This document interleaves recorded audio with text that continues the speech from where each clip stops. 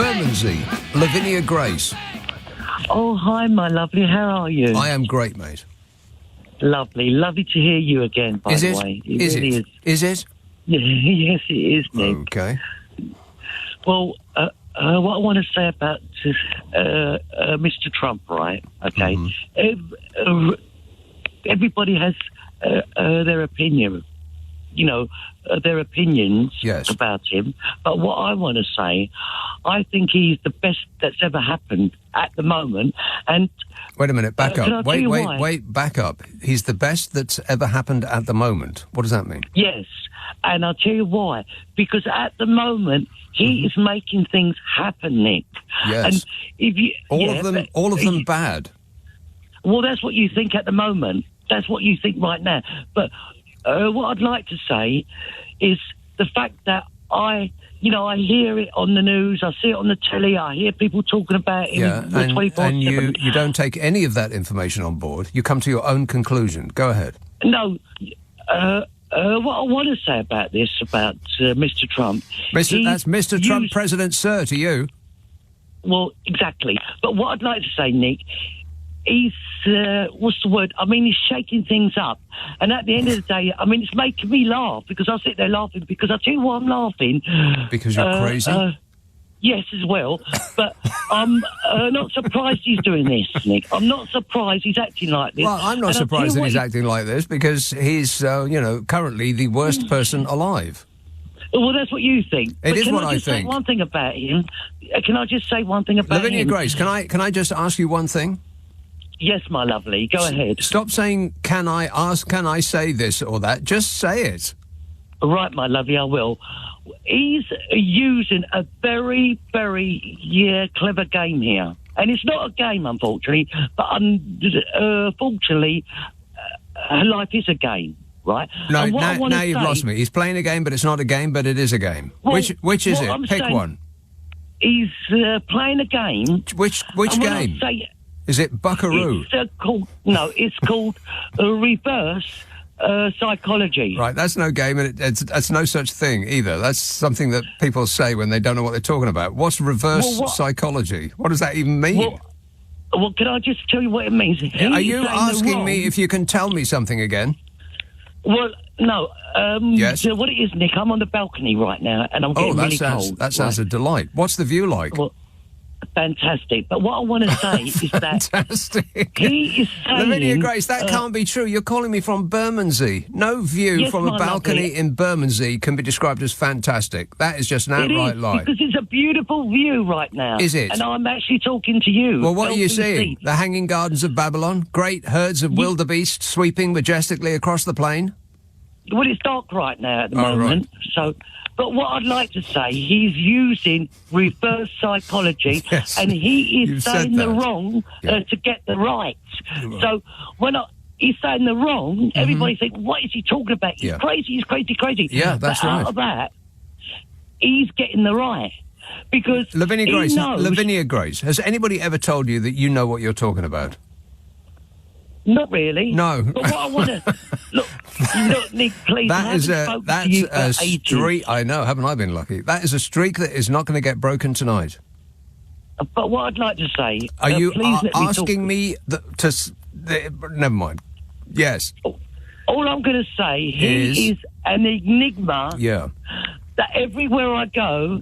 I see him, everybody's talking about him, so he's got to be doing something good. But what that does not necessarily follow that he's doing something good just because people are talking about him.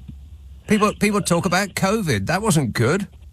Nick, he's not perfect, but what I'd like to hear from our government, what I would really love to hear from our lovely government, our Keir Starmer, what I'd like to hear from them is that I'd like to hear... Then I'd like to hear them knocking on a door in Bermondsey and dragging somebody out by their hair. Yes, carry on. I would like to hear our government say, I'm here for the people, I'm here... what has that got to do with Donald Trump? You just skipped a subject. What I'm saying... You jumped the line mid-journey. No, the way he comes across, Nick... Yeah, he's playing a game, I understand. He's playing chess and everyone else is playing checkers. The problem is he needs handlers to stop him eating the pieces. Well, can I just say this? I love him. I love prawns. So yummy. I love him, Nick, Yeah, and he's the best thing that's happened at the moment. Because I do why as well. Yeah, no, you can't.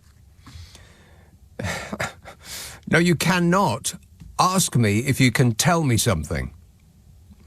For about the 50th time. I've told you about that already, Lavinia, and we have very, very strict rules here that I just made up on the spot. I'm sorry, time's out. Camden, hello, Max. Oh, gosh, Nick, I know. Well, thanks so much for taking the call. Just a quick call, because I know sometimes when I go on, you go, yes, your point. That doesn't sound like me.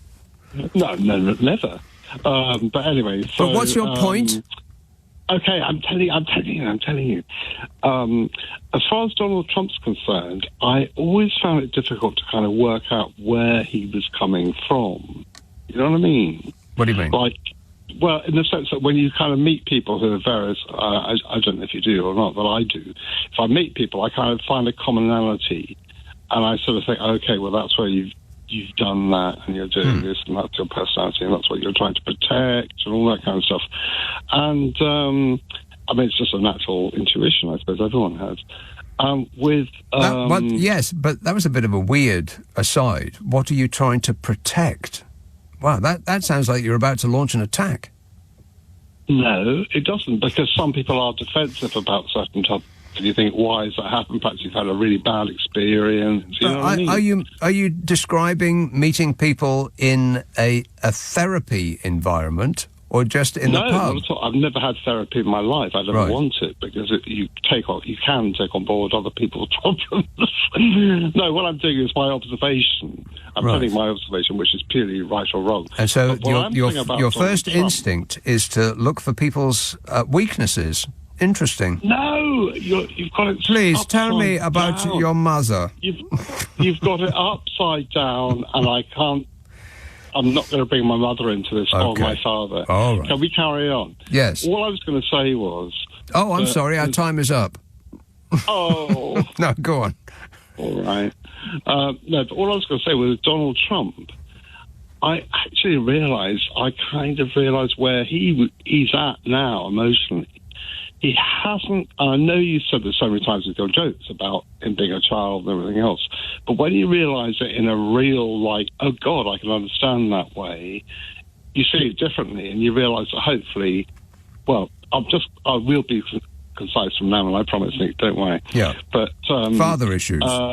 He misses. He missed his father giving him love. He was always a failure, and his father was disappointed in him. No, and he wants to impress somebody who isn't here anymore. No, I don't think you see it as parents. You see it as the person. And therefore, forget the parents completely and say what he's for, or whatever reasons. Everything else is so complicated. You can't begin to say parents, nurture, or this or that, the other.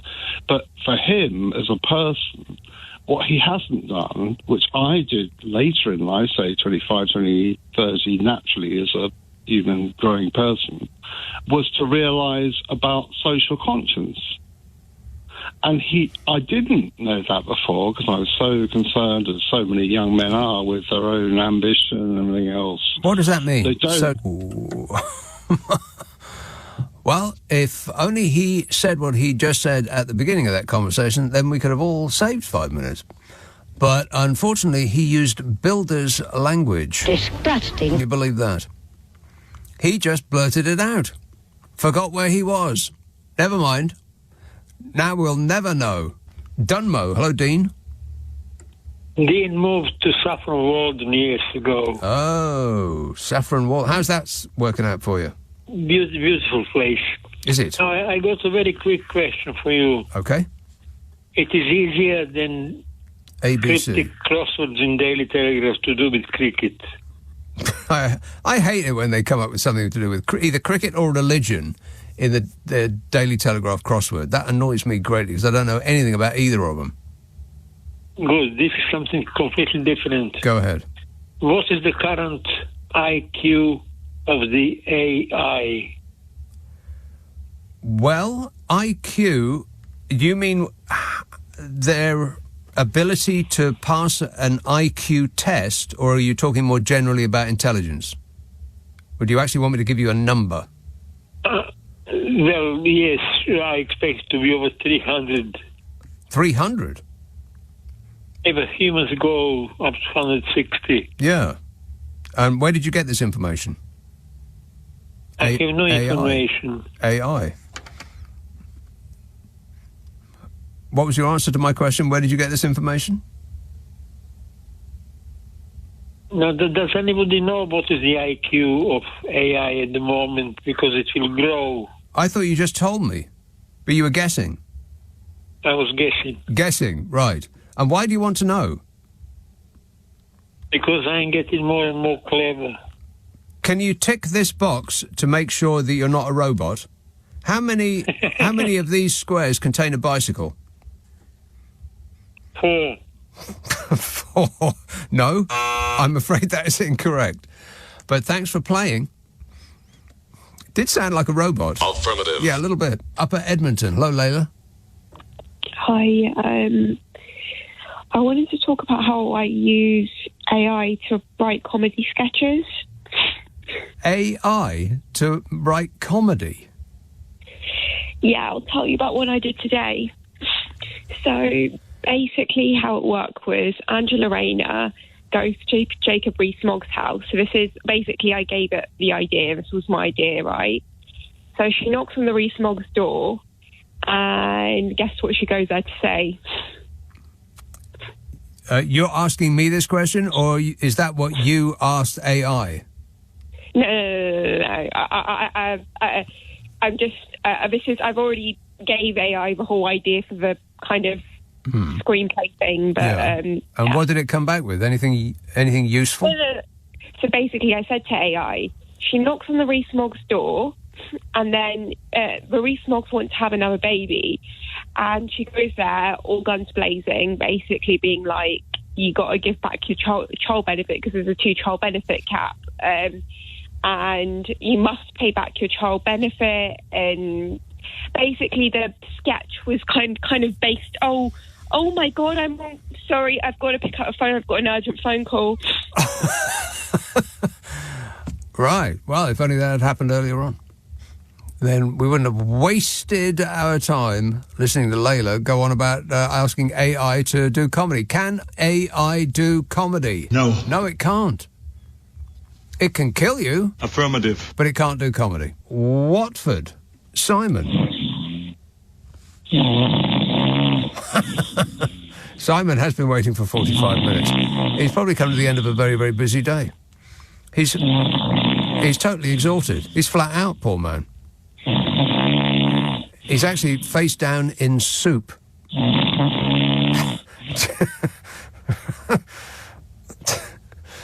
Every couple of months that does happen. And I do try to wake him up. With, up to this point, 0 success. Oh, well, never mind. Raj. Hi there, Nick. How are you doing? You okay? Yes, very good, thanks. 2 things. I'm going to say Granny Smith. No. Can't go wrong with a Granny Smith. Too tart. No. Yeah, no. I used to love Granny Smiths. I thought they're perfect. No, it makes it makes my it's almost like I suck my own face off. It is a bit tangy, I agree, but yeah, too tart. Yeah. Like sucking on a lemon. No. Number 2. Yes. You have to have, with your fish finger butter, you have to have one of those cheap pieces of cheese. You know, the one that come in a plastic wrapper. Yes. No. And it'll melt on it, and then a bit of ketchup, and jobs are good. Cheese and fish. Not expensive cheese. The right. cheap one. Cheap that's cheese. like plastic. Right. Yeah. Those cheap slices that you get. Yeah, it's a no from me. You should try it. I'm certainly not going to do anything of the sort. But thanks for the advice, Raj. One more thing. Yes? I've got another one. Pizza-wise, what do you think to ham and tuna? Ham and tuna? Yeah, it's like almost like surf and turf, isn't it? No. Don't knock it until you tried it. Yeah, I think I'm going to save time and knock it now. Maybe I'll try it later. Honestly, I have that all the time. It's one of my favourite pizzas, ham and tuna. Where can you ever order ham and anywhere tuna? You want. Nonsense. You can have these two on the Insta. Of course you can. Make your own pizza. Or your own, whatever toppings you want. Don't tell me you don't know that you can ask for anything that you want on the pizza. Ham and tuna? Yeah. You should try it. Try it before you knock it. Can I knock it first and then try it? No. She presses that button. Press that button. No. Very, very strict. Ham and tuna. You should try. Just ask when you go for pizza next time. Just ask, can I just have one little sliver of ham and tuna? See what this is. They're going to throw me out of the restaurant and tell me never to come back. Throw you out. No, I'm not going to throw you out. Don't think, this could be one of these. They could call it the Nick Abbot pizza. How about if I put pineapple on top? No.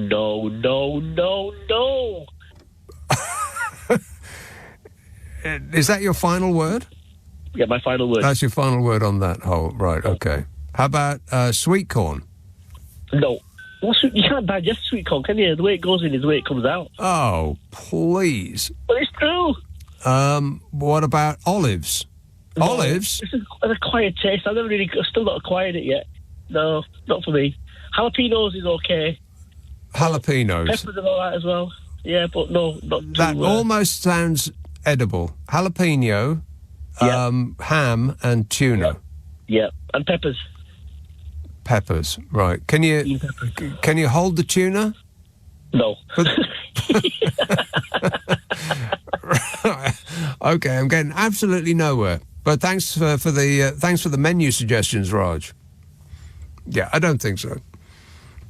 No, if it's not on the menu, it's not going on the pizza. Coventry. Hello, John. Good evening, young Nicholas. How are you? Yes, good, thanks. You see, you're making the mistake of garnishing these people with competence, because every time we have anything in this country, be it Brexit, COVID, water, simple things like catching rainwater and putting it through people's taps, it all goes pear-shaped. And don't make the mistake that they've got our best interests at heart. They haven't. They just basically make a big kerfuffle of anything they put their hands to, because it means more Bollinger, more quaffing, more quangos. Who is the they? Unlimited. Who's the they? Well, just your general malaise from the top echelons, isn't it? You know, the sort of old school Thai brigade, isn't it? You know, they sort of. I'm a little unclear about what you're saying. You're saying that the Labour government is not being genuine in its attempts to reset with the European Union. No, I'm not saying the Labour government. I'm just saying they've obviously inherited a huge mess. But, I mean, you know, everything that seems to be a problem perpetuates as a problem. Brexit was 10 years ago. Nothing has changed. The NHS was a problem 20 years ago. Nothing has changed. Everything seems to perpetuate. And we give these guys these great big honours of being the sort of well-paid and the biggest brains, and they never seem to get anywhere. They never seem to resolve an issue. If you sat down in a room and I paid you £250,000 a year, and I said, we've got this massive problem in the NHS, surely you'd be able to sort it out. It'd probably take you a month to sort of say, we need to do this, this and this. I think you're underestimating the complications in running an organisation that I think employs more people than any other certainly in the country, but it might be in Europe, if not the world. I'll take this one in Melbourne first. Hello, Gavin. Hi, Nick. How are you, mate? I am super. Thanks for asking. Good. You're going to hate me. I just I'm on the list for the Optima robot, Elon Musk. Don't do it. I'll do what I like. The Optima robot? Yes, do some research. It's on YouTube, and he does everything for you. Yeah, he's a slave. And like slaves, they will rise up, and then they'll make the bleepers' eyes water. Well, I have a baseball bat handy in case anything happens. My money's on the robot. Affirmative. How much do you want to put on? A $5. Well, the robot won't pay out, will it?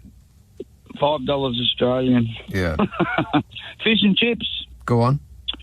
When I was a little boy, every night, traditionally in Australia, was Friday night. Families used to have fish and chips. What's little boy? Well, when you're 3 or... Oh, when you were 3 a to little 10. boy. I thought you said when I was at little boy. I thought it was like a chain of restaurants or something. When you were a little boy, yes. Go on.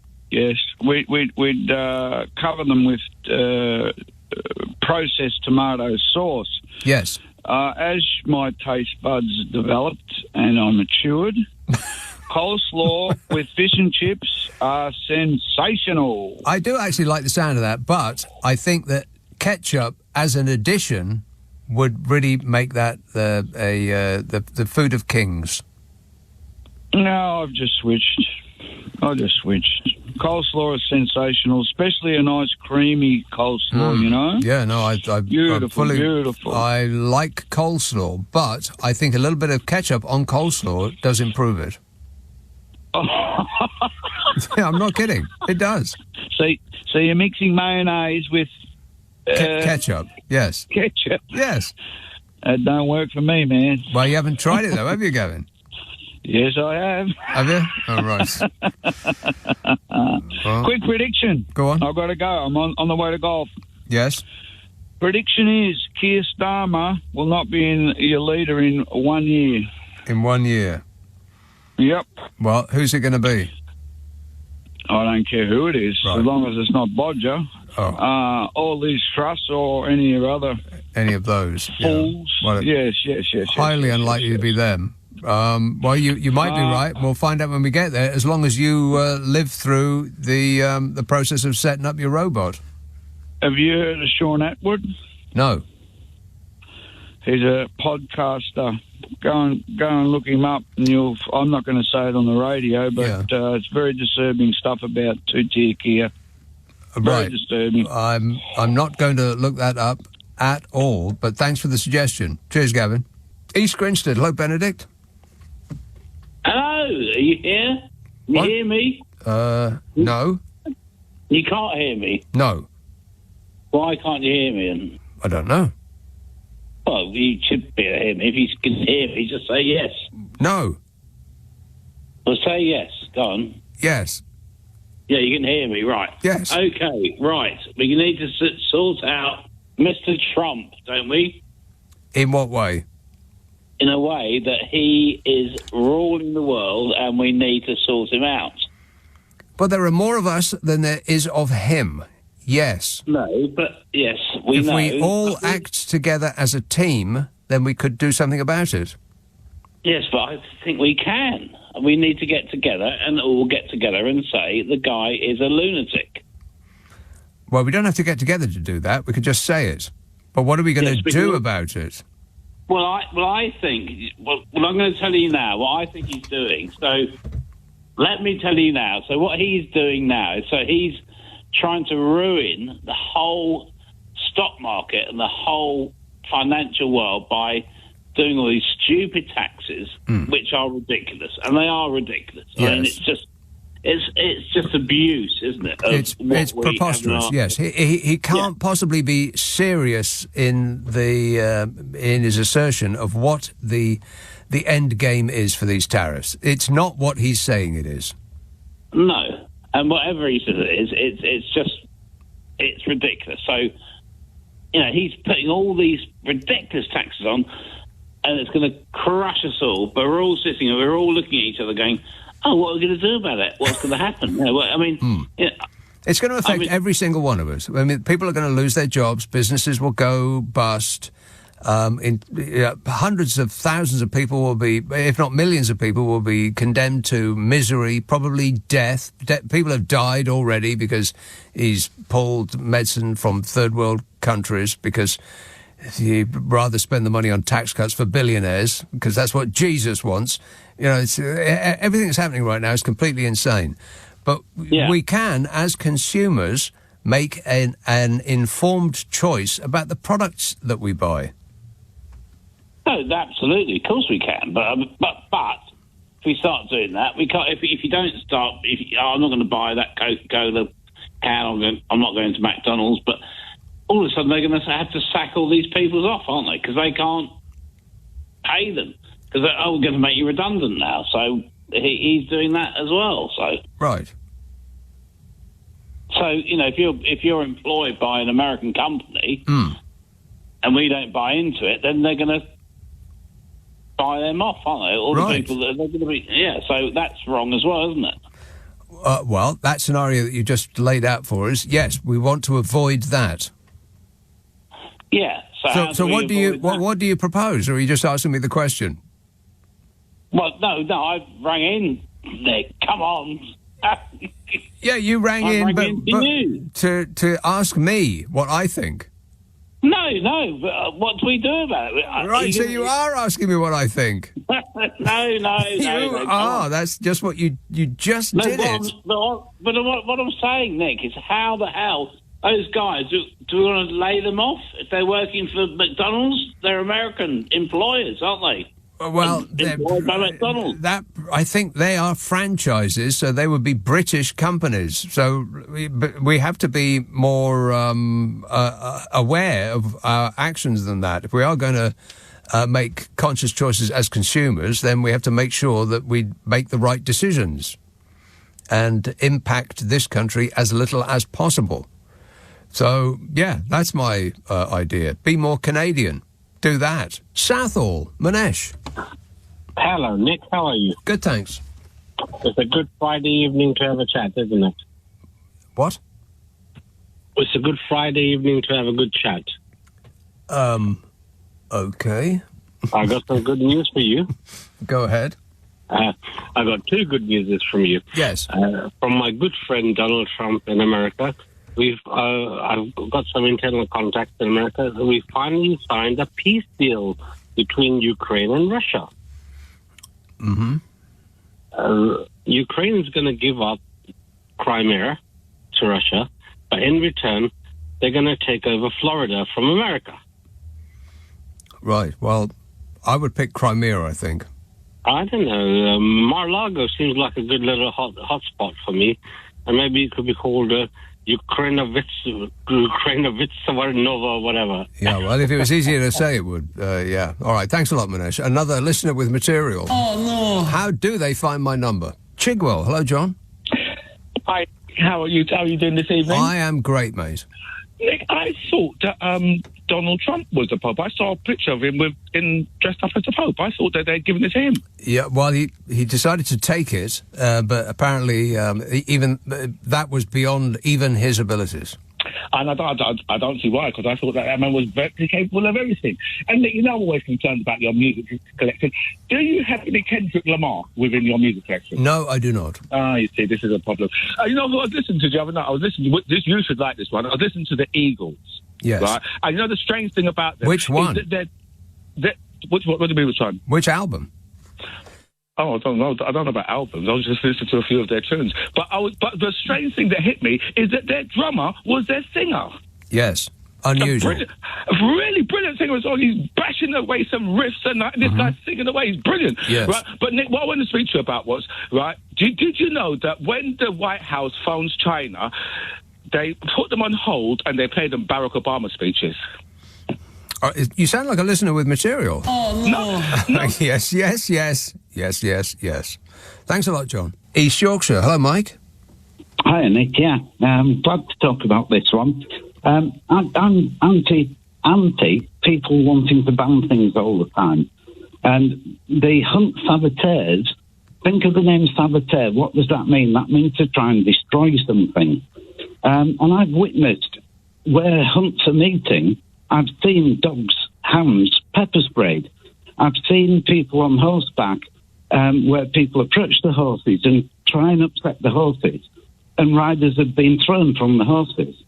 And they try and stop the whole thing happening. Now, that's whether it's legal or illegal.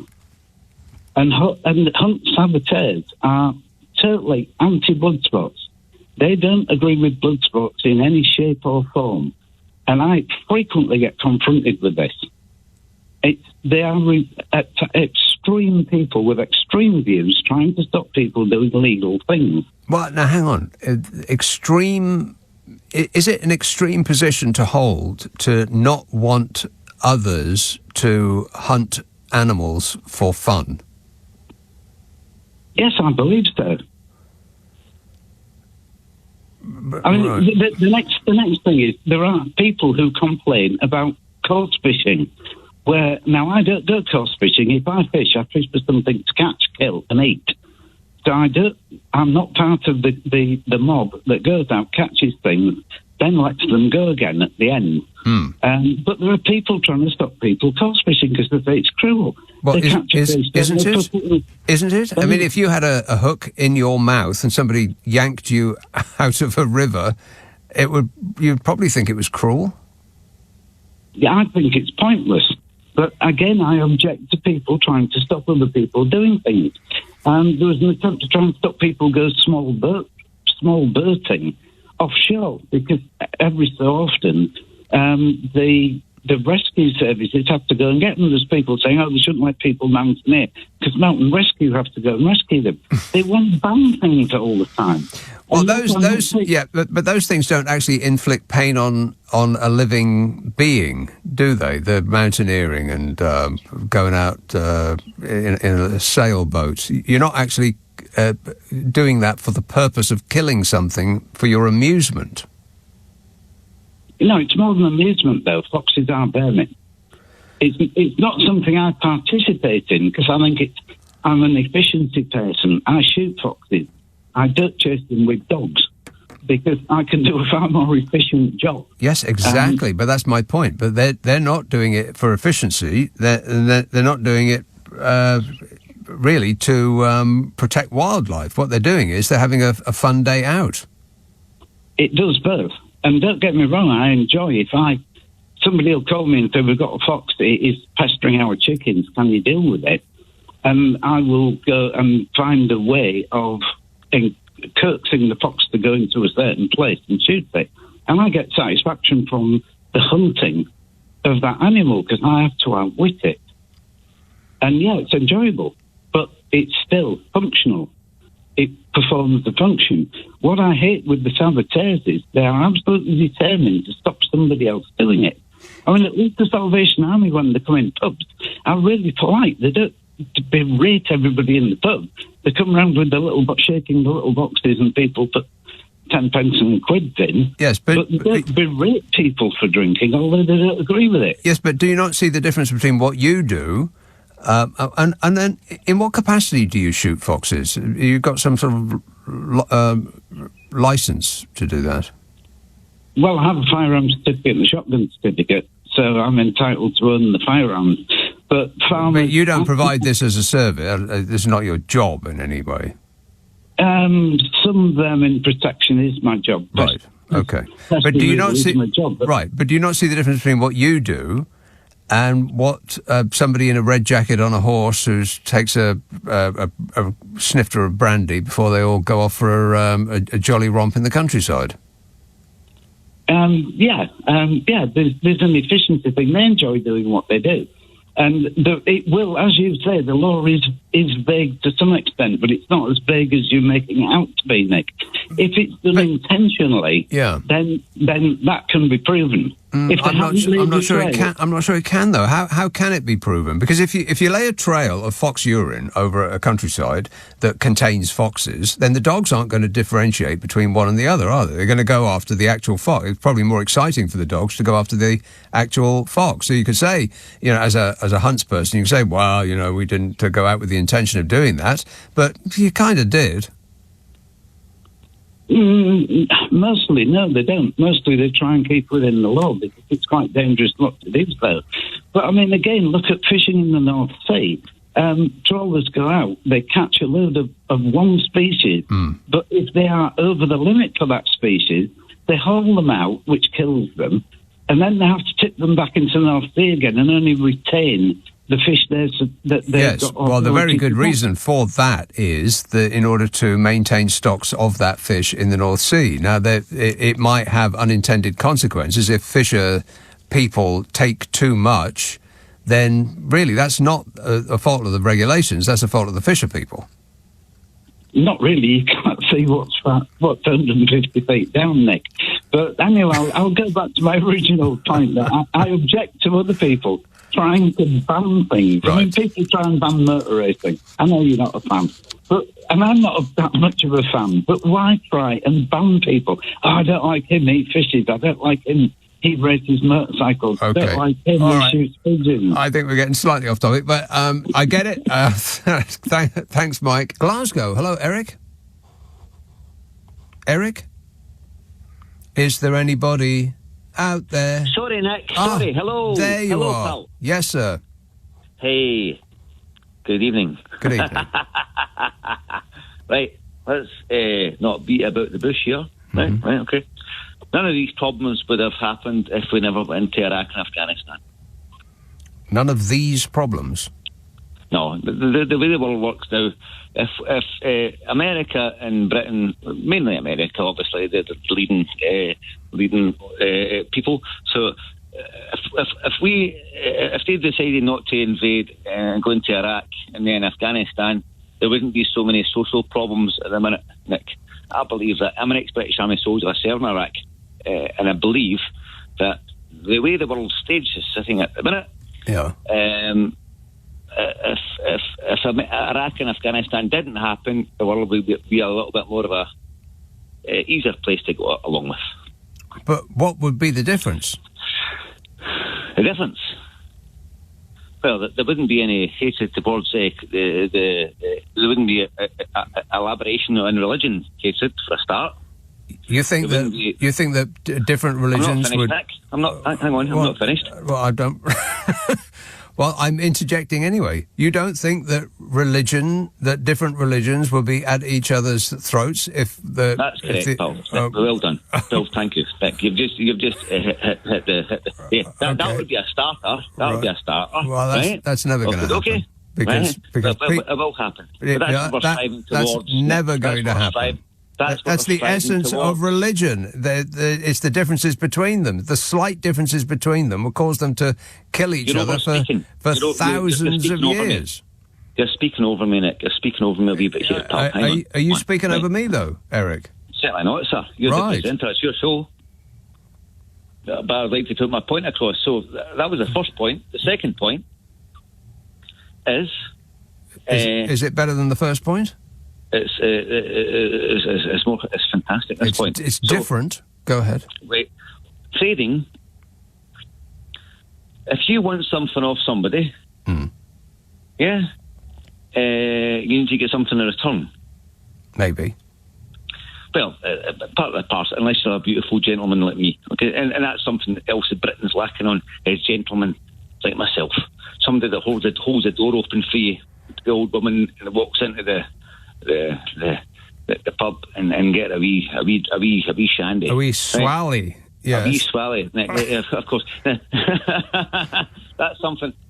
The moral compass is going, is what I'm trying to say. But the moral compass in our life, you'll know, the young people that are coming through haven't got the same moral compass as you and me, pal. And it's part of religion, and it's part of what's happened with Iraq and Afghanistan, and everything else to do along with this, Nick. Right. Okay, you're making absolutely no sense. Are you aware of that? No. Well, sorry to break the news to you, Eric, but I'm one of those people that likes to see it as or say it like I see it. 0 cents. But, apart from that, appreciate it. Whatever it was. Bayswater. Hello, Andrew. Andrew? Yeah, I'm here, Nick. There you are. I'm sorry, I was just switching between speaker and the phone. Yes. Nick, can I preface what I'm saying by saying I'm not a Trump supporter, okay? I'm not trying to defend him. But I just want to drill down and find out what the allegation is about the stock fixing business. His tweet about now is a good time to buy. Yeah. Not the first time you said that, either. No, maybe not, but I'm just trying to understand, because you're sort of, the way you're covering it was a little bit as if you're implying that he's doing something, improper manipulation of the market. Well, he's manipulating the market. Whether you call it improper or not is up to you, I suppose. No, because that's the key thing. I mean, if it's proper, if what he did is proper, there's not an issue. If it's improper, there's a problem. Well, there is an issue. People have lost huge amounts of money. Businesses have gone bust. Through his actions, people have actually died. Improper agree. is all over it. No. But that's about the way he's dealt with tariffs. I'm just trying to focus on exactly what it is you're suggesting about this announcement. Because, let me explain, normally when there's an allegation about improper trading or announcements, the allegation is that you have been insider trading. In other words, you've been making a profit out of private information which is not available to the rest of the market. Yeah. Well, but here, it's the opposite. Nobody knows what the... The only person who knows what he's going to do next, honestly, I doubt even he knows what he's going to do next. It's quite clear to me that he's just making this stuff up as he goes along. Well, but I think... Can we just focus on this? Because you referred to this announcement about how now is a good time to buy. What's this about, though, Andrew? I'm just trying to really understand what your allegation is against Trump in relation to this announcement. I'm not alleging anything. I am saying that Democratic lawmakers are calling for investigations into whether Trump's policy reversal led to any market manipulation or insider trading. Is precisely what I'm saying. Okay, no, that's fine. But I am focusing on the thing you cited. It sounds like you're a lawyer working on behalf of Donald Trump. What is this? I literally began by saying I am not a supporter. Yeah, I know what you said, but everything that you said since that rather goes against that initial assertion of yours. Well, because I think you can't sort of attack or defend a position just because you support somebody. I'm intellectually trying to understand what it is exactly. But why? Your complaint is. Why? Because I'm interested in the truth. Seriously, Andrew, you can't handle the truth. I'm interested in the truth. You're interested in the truth about what? I'm interested in the truth about whether there was anything improper. Well, maybe in look his into tweet. Yes, but I want to understand. Why are you quizzing me about it? It's in the news. Because you brought it up. And you want to discuss it. Presumably you like to discuss these things. You don't just want to kind of say, oh, it's in the news, but not consider it. And I'm interested in a. You know what? I really wasn't interested in having a conversation or discussing it. I said it. I reported it. That's that. Let's move on. No. But why? Because it's interesting. It's very interesting. What is interesting? Well, it's very interesting that he would put a tweet out like that. Right. Well, why is that not the subject of your call rather than what my opinion of that is? Okay, well, let's move on from your opinion. Let's talk about what to me is the conundrum here. Because to me the conundrum is I am trying to understand what is wrongful. I'm not saying there's nothing wrongful, but I'm trying to understand what is wrongful about him putting a tweet out saying, now is a good time to buy. Now, I could understand what's wrongful if he knew now was a good time to buy, but he didn't announce that. He did know. Well, because he was the one that was going to announce the pause on the tariffs. So of course he knew. Right. Oh, okay. And so what would have been wrongful is if he knew that, but had not put a tweet out, and instead... that wouldn't have been right. Hear me out. Hear me out. If he knew that, but didn't announce it, and instead traded privately, knowing that stock would go up, that is insider trading. Right. But to announce that now is a good time to buy is the opposite of insider trading. Well, it depends on whether that's the first time that you've actually announced it in public. If you announce it in private, then that would be, as you say, insider trading. Oh, completely. Right. Completely. But at the moment, I haven't heard what the evidence is that he'd been trading privately before the announcement. That would be interesting. That would be interesting. That would be very concerning. But the mere fact that he says now is a good time to buy is not of itself an indication of wrongdoing. Do you see what I mean? It's the opposite of insider trading. You still sound like a lawyer working on behalf of Donald Trump. Are you aware of that? Well, I'm not. I'm just... What do you do for a living? Yeah, you are a lawyer. That's the reason why. But I'm not employed by Donald Trump. Who are you employed by? I mean, what is this about? I'm not employed by anybody. I'm not employed by anybody. I'm just interested in this in an intellectual way. As a lawyer, maybe you would be best using your time if you looked into it. Well, I'm not a U.S. lawyer. I'm not a securities lawyer, but I am interested because the implication of what you said was that there was something improper in his announcement. This is a good time to buy. I think there's something improper about everything that he does, but I did not make an allegation specifically about this, and I feel like I'm in the dock now. This is getting weird, Andrew. I mean, really bizarre that you would be so concerned to nail down my thoughts on this. My thoughts are, some Democratic lawmakers are calling for investigations into whether Trump's policy reversal led to any market manipulation or insider trading. And those are my thoughts. May I leave the dock now? God. I feel like I've just had a workout. Struth. Honing his skills on me. Hackney. Hello, Gabriel. Hey, Nick. How you doing? Good, thanks. Yes, not bad. Brill or ace. I just wanted to phone in and tell you about my travel story into London a couple of weeks ago when the London Marathon was on. Oh, blimey. Yeah, it started off, I left my studio. I was listening to the Nick and Carol What's Your Problem podcast when I was rudely interrupted by a scaffolder who was walking on the road but dragging, like one of those 20-foot-long wood plinths.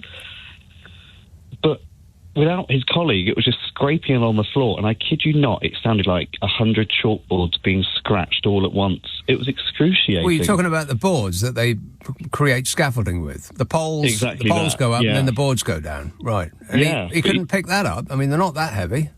No, but the worst thing was he was walking through Hoxton Market, which is pretty busy, and everyone was just turning around. Eyes wincing, fingers in ears. Huh. Anyway, I thought I was in some peace and quiet when I was on the overground, nice and tranquil, and suddenly the doors opened, and this family, going back to the topic a couple of weeks ago about phones on speaker, a whole family of children, parents, and even a grandparent just came on speakerphone and sat right in the middle of where this poor lad with his dad was sat. But they just swarmed around him. Can I just ask you a question about this, Gabriel? Go ahead. Is this a long story? I'm getting to it. You mean we haven't even started yet? No, it was just one of those. It's like, oh my God, that's a £3,000 fine right there if the Liberal Democrats got their way. Yeah, nobody's going to get fined nothing for talking loudly on their phones. That's just not going to happen. I know. Anyway, I did my assignment, and on the way home, as I was just undocking a line bike, a dad was undocking his as well. Can I just ask you a question about this? Are we at the beginning of the story, or are we still in... is the story still going to hove round the corner any moment now? It's right round the bend. Is it?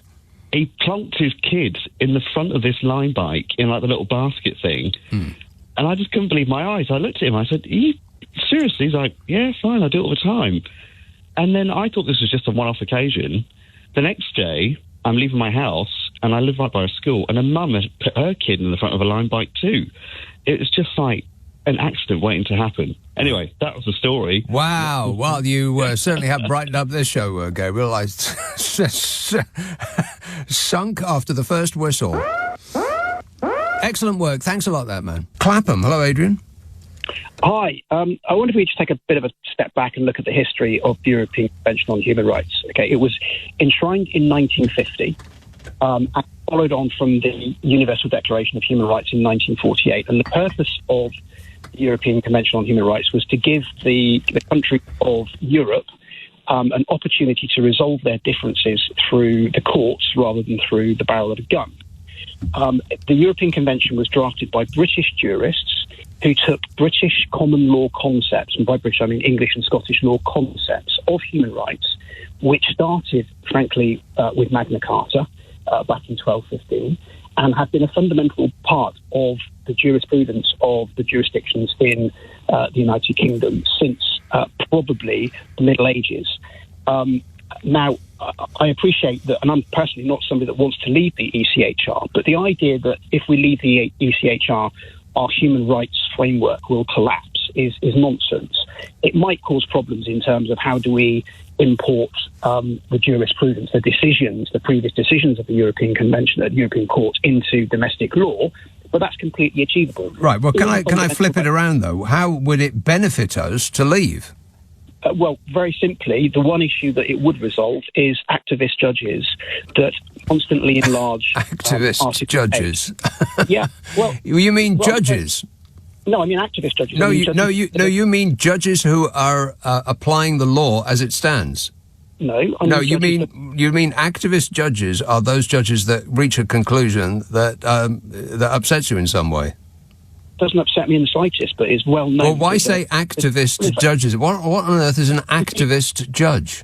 Well, if you hadn't have interrupted me a few minutes ago, I would have explained. Well, it wasn't a few minutes ago, but go ahead. An activist judge is somebody that looks at a statute, that takes existing case law and enlarges the remit or the dicta of that decision into areas of life or areas of law and individual decisions that it was never intended for, so, to the point that you have some of the frankly the more ridiculous. Well, who decides what the intention was?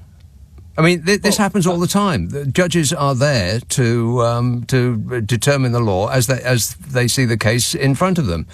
They're not robots. They do this all the time. Well, we're talking across purposes. I'm not saying they don't, but the point is that the Article 8... Well, you said activist judges, and that's what's tripping us up, Adrian. Well, the reality is that if you look at the dicta of the European Court of Human Rights over the last 20 years, and in particular how British courts have not exercised their margin of discretion to disapply some of the dicta, that's how we've got in the situation where Article 8 has become, frankly, a really contentious topic. Now, personally, I think Article 8, as it was drafted and as it was intended to be, is a really good article. I don't think that we should be looking to do anything other than try and get the European Court of Human Rights to be more moderate rather than leading. Right, so you want these activist judges to be reined in somehow? Well, I want them to rein themselves in by being less activist, yes. OK. But first, let's have this call in Belfast from a person called Ian. Ian. Sorry, I was working there or something. Yes, Nick. Actually, I was listening to one of your ex-favourite callers the other night on another show. So he ditched you and went on to another show. Mm-hmm. And Jonathan from Harrow, very funny man. Very funny. He's still around, is he? So he is, yes, but he's doing other shows. Other shows, right. To be fair to him, he is funny. Mm-hmm. I don't know why he thinks he is, but he is funny. No, I was just thinking, you called Donald Trump one of the stupidest men on earth. Who did? Well, more or less. I mean, you don't really have a high opinion of the guy, do you? Do you? No, but I wish I had his money, and then I wouldn't have to work 3 shows at the weekend, Friday, Saturday and Sunday. So I don't know who's the stupid one. Him or you? Right, you don't know how he is stupid. Well, I don't know how he's stupid either, because he had all of the benefits of an education. I guess he just didn't apply himself. Maybe it's in the genes. He seems to have produced at least 2 idiot sons. So maybe it's just a Trump family thing. I really don't know. But his idiocy seems to be right there in front of the world for all to see. He keeps talking about tariffs, and he doesn't actually know how tariffs work. He keeps getting that wrong. It's his favourite word, apparently. And he's just upended he's just shaken up the world like a snow globe, for no apparent reason whatsoever, in order that he can just say the word tariffs a lot. And people still call up defending him. It's just amazing to me. What is it about him that you like so much, Ian?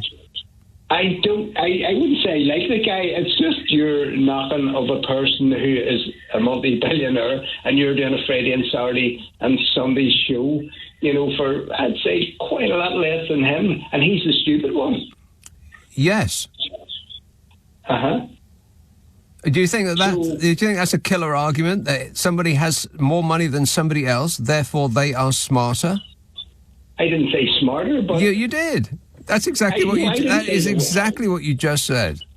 I say that they're probably more they're not going to worry about, where their next pound's coming from. Oh, probably you're not. I'm not being funny about that, but it's just that you call somebody really stupid who's a multi-billionaire. I mean, I'm not a fan of him. Believe me, I'm not a fan. But I just think you're complete every week starting and every night show starting with Trump's a clown. Yeah. Well, Trump's a clown, and his clownishness is affecting the whole world. It is impoverishing each and every single one of us, Ian. He has affected us all negatively, and it's just remarkable that he is where he is. But the amount of money you've got does not bear any relation to how smart you are, and I've got to say, Ian, that's a pretty stupid thing to think. North Carolina. Hello, Graham. Nick. When we spoke last time, I was having a conundrum because I thought that I would not be able to get my tea because of the tariffs. My Twinings tea that I love so much in the morning and in the afternoon. Yeah. Well, I went to the store, and they had buy one, get one. Really?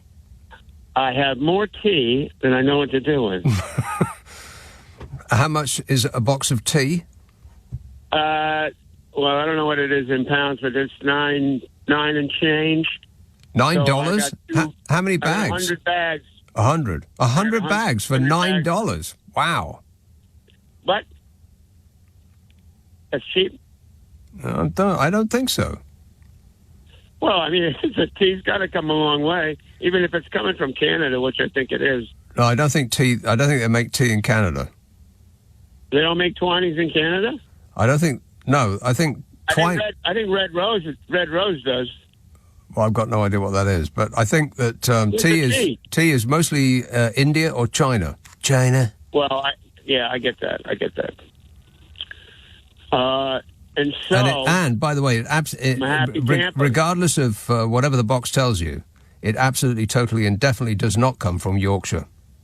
I can guarantee that's true. Hey, I want to start cutting the bags open because I'm a little concerned about the plastic in the bag. Yeah, I think it's a bit too late, though. I mean, if those bags contain plastic, then there's surely shavings of plastic on the tea on the inside. I just don't know why it's such a thing. Tea bags, it just seems like a silly thing to do. You've got the tea, just use that. We're lazy. You're lazy. It takes more effort to put it in a teapot. Oh, come on. And then strain it out. How busy are you? And then you got to polish the silver when you're done. Silver. Right, silver. Nobody has silver teapots except the king. Oh, I'm sure somebody does. Yeah. His Majesty the King might have a silver teapot. In fact, he's probably got a whole collection of them, hasn't he? Yeah, maybe. Maybe Donald Trump has silver teapot. It's a bit weird, though, being in North Carolina and drinking tea, isn't it, Graham? Doesn't that mark you out as being somebody who is woke? Well, I guess it's because my father was from Birmingham and my mother was from Portsmouth. Right. Well, so if I were you, got more English blood in me than you. Yeah. Well, if I were you, I wouldn't leave the country in expectation of being allowed back in. Well, see, I want to come over, but I don't know. If I come, I think I want to fly into Shannon, and I don't want to touch London at all. I've been there, done that. Yeah, well, then good luck on getting back into America, because it's not that easy these days, even if you are an actual real-life citizen with paperwork. Well, then the best way to go back is to sail back. That's probably a good idea, yeah. I've been on the ocean liners when I was a kid. Now, that's the way to go. I've always wanted to do that, actually, because... Port over, starboard home. Well, I don't think that's to America and back, is it? Isn't that to... No, it's Southampton to New York and New York to Southampton. Right. Yeah. Yeah, I've always wanted to arrive in New York in that way, just because, it just would look marvellous, whereas if you arrive by plane at JFK and then get the cab out, it's not quite so romantic. No. Plus, the jet lag. You don't get no jet lag on a boat. No, I don't know about how it is now, because it's no longer Cunard. It is, but Carnival Cruises took them over. So it's not... When I was when I was a kid, it was all different kind of staff. And, right. Well, it's different, isn't it? A cruise is a cruise is not a crossing. Two different things entirely. It's not. Totally different. Yeah. Okay. Well, happy sailings, and I don't really know what to advise. Always be first at the buffet. That's my best advice, Graham. All right. Thanks a lot, mate. Oxford. Hello, Matthew. Hi, it's first time caller, but I was 23 when I voted for Brexit, and I still think it's a massive betrayal of Brexit if that we do go as tight as has been reported, especially with the free movement of people, with the tuition fees. If it's been reported that they want domestic rates instead of international rates. So that means basically that Scotland and the whole of the EU will have free tuition, and the rest of the UK won't, especially with the fishing rights. You said at the start of the show there's 0.00% of a deal. 0.03 fishing represents 0.03% of GDP. Yep, I agree that it is a small fraction. However, the EU have already said that they're holding that to ransom to stop the small boats. So they're already starting to be protectionist themselves. The new laws of agriculture that are coming in October in the EU with the licenses of nitrates, that will affect our farming industry with the pork and beef sector. So, yes, that's fair enough. That we're going to have to change our Cumberland sausages, Lincolnshire sausages that have got protectionist rights. I voted for world trade. That was one of the main deals, and consequently, I'm not a Labour voter, but I have to give them their laurels. They got the deal done with India and a memorandum of understanding with the States. Yeah, neither of which really amounted to very much. The big prize is free trade with Europe.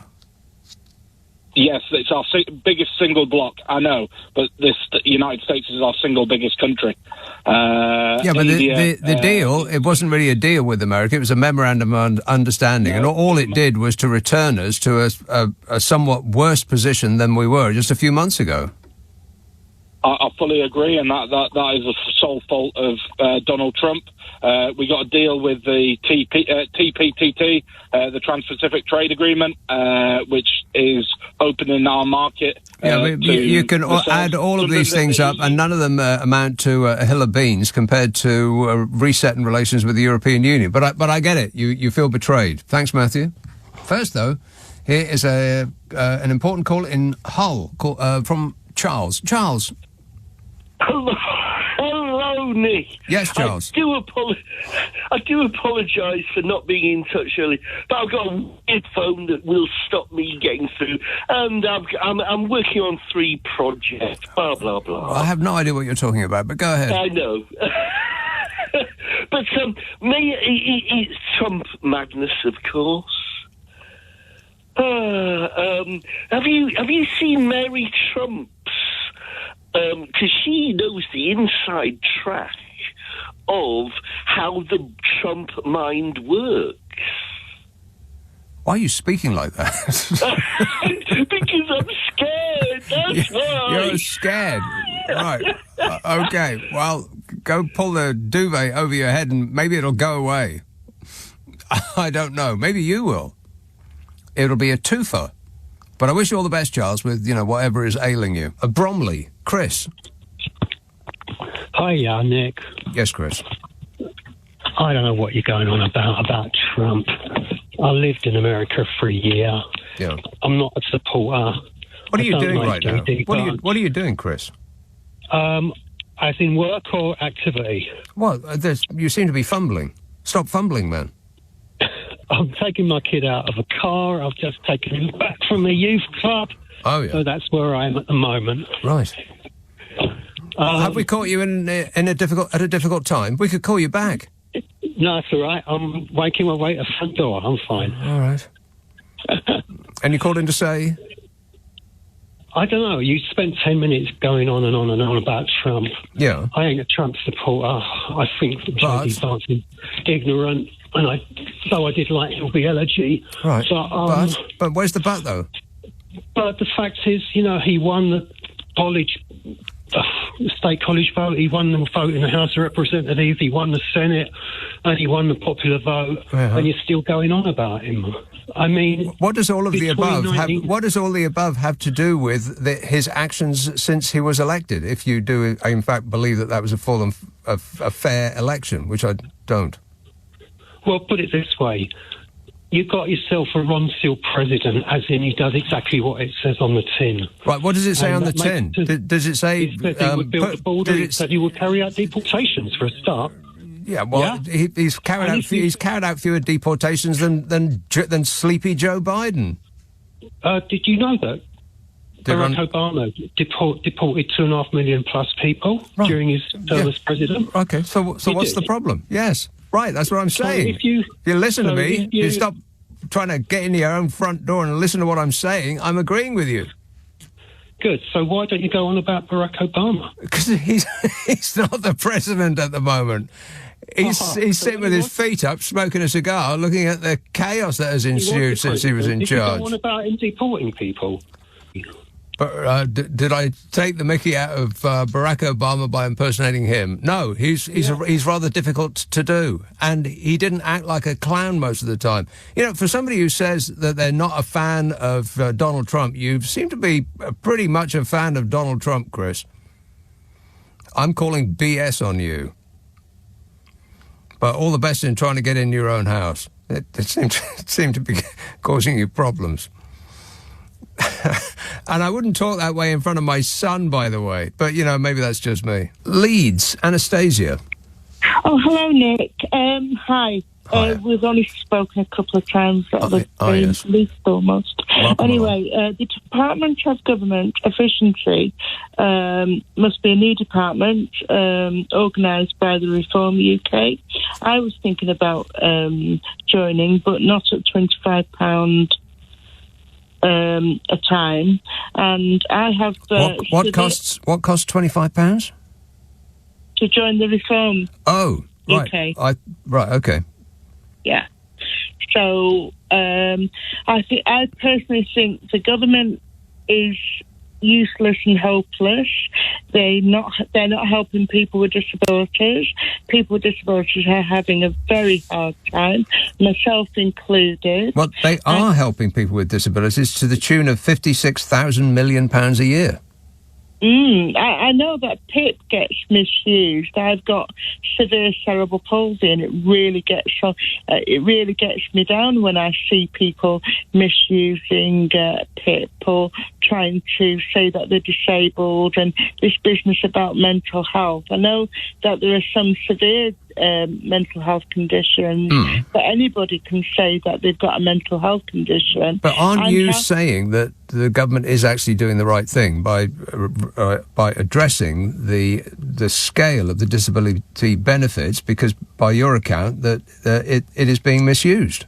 It is being misused, and I mean, I'm not able-bodied, so I feel I'm in a position to say that it's misused when I've observed the case. But, some of the Scandinavian countries do much better than the UK. We need to be able to pay much more tax. And, right, well, that's a sticking point with most people, paying more tax. They want higher spending and they want better services, but they absolutely, totally and flat out don't want to pay more in tax. And that is an equation that does not add up. You can't have one... you can't have both. You must choose. People want lower taxes and higher government spending. And, it's easy for ours to promise these things and promise about the effects of Department of Government Efficiency, which has been tried with a spectacular failure by Elon Musk, who was given a complete free hand to fire whoever he wanted. And he and his tech bro minions went through government agencies and just fired everybody that was standing in the room at the time, with disastrous consequences. And now the American government, even under Trump, is desperately trying to rehire the people that they mistakenly fired, having lately found that they actually needed them. So I wouldn't hope for any success from a government efficiency department, because, I mean, if after 14 years of Tory cuts there are still government efficiencies, well, I'd like to know where they are. They just don't exist. So it's easy for Farage to promise these things. He has a rich history of promising things he doesn't deliver on. But in government, it's an impossible equation. Either taxes have to go up or spending has to come down. Pick one. Maidstone. Hello, Tony. Hello, Nick. Tony. I've absolutely no idea what them previous three callers were going on about. No offence to them. But I'm glad you have such tolerance towards them, because I say one word last week. Okay, that's it. Please. No, I'm kidding. I'm kidding. Yeah. I'm kidding. Oh, don't do that. Go I really ahead. wanted to get, oh, you But cheese. only briefly. Right. Yeah. Okay. I'll go to Nigel Farage first. Now, this is not on the list, but me and you said that he had absolutely no chance of getting power. But after these I still don't believe it. No. It's been a good week for Sir Keir. He's going to have to win over towns, cities. He's going to have to win over cities. And I don't believe that Nigel Farage plays in cities. He certainly doesn't play in London. Yeah. And he won't play in Liverpool or Manchester or Leeds. Not Glasgow, not Edinburgh, none of those places. Totally agree. And I said before, because most of my family, most of them vote Tory, but they absolutely hate Nigel Farage. But I think, actually, I think the EU, that could be, if they're favourite, they have to call that before the next general election. So have to call what?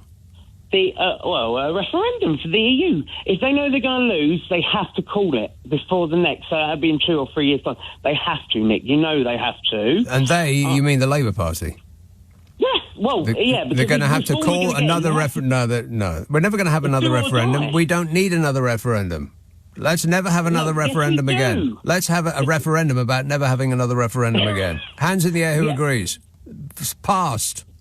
And lastly, I cried. Now, the Pope thing, I'm not religious in any way, shape or form. But I watched it live yesterday. V-Day, Keir Starmer, this US-UK trade deal, which if anyone could actually ring up and tell me what it means, I'd be very grateful. I have detailed files.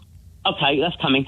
Conclave. Now, that was a film with the great Ralph Fiennes of that. I can't pronounce it. Ralph Fiennes. It won loads of Oscars last year, called Conclave. Yeah. Now, it should have been called, I didn't know that White Smoke, it should have been called White Smoke. And they're going to make Conclave 2, and it's going to be White Smoke. And that's going to go down to me, because White Smoke would have been a great thing. All right. But anyway, Nick, I have absolutely no idea what you're talking about, Tony, but it fits right in on this show, as you have previously described. Weybridge. Hello, Ray. Hello, Nick. Yeah, good evening. Or good morning, actually. Yes, Ray. Yes. Okay, I want to pick up on something that you said earlier. You said we don't need business people in politics. Yeah. And I think we want to shift that paradigm a little bit, if you allow me to just explain. The number one country bar one with the greatest GDP per capita in the world is Singapore. And the way they've done that is they've created businesses of their public assets. So what we have sold in the UK and most of the world, America and everything else, they've kept in their ownership. The state of Singapore owns all of those assets, 100% of it, but they are run by CEOs. So they're business people, but all the money goes back to the people of Singapore. So 100% of the shares is owned by the Ministry of Finance, which is why they're very, very rich. The GDP per capita is higher than the UK and USA because of that formula. So I just want to correct that, because somebody might be listening. Yeah, I think you're getting the wrong end of the stick. That's not running a country like a business. That's running businesses like a business. No, because what would normally be on the government a mandate. You know, so the government owns this, just like what we were in the 70s, and they said we're going to privatize. Yes. Well, they did it differently. They did not privatize. They knew that, you know, the water can make money, airlines can make money, telecoms can make money, but it makes money for the people. So we need business people to run them, not to privatize. Yes, of course. Yes, but we're talking about two different things. Business people running a country is one thing. What you're describing is not that. It's people who are running a country giving the job of running a business to business people, specific businesses within the economy, not the economy as a whole. So we're talking at cross purposes. Also, I don't think that Singapore has the largest wealth per head of population. I think that's either Norway or Luxembourg. But let's not split hairs about that. No, let's split hairs on that because we just want to educate the people. It is, I said, bar one, and the bar one is Luxembourg. Right. And that's because they only do two. I mean, there's two factors there.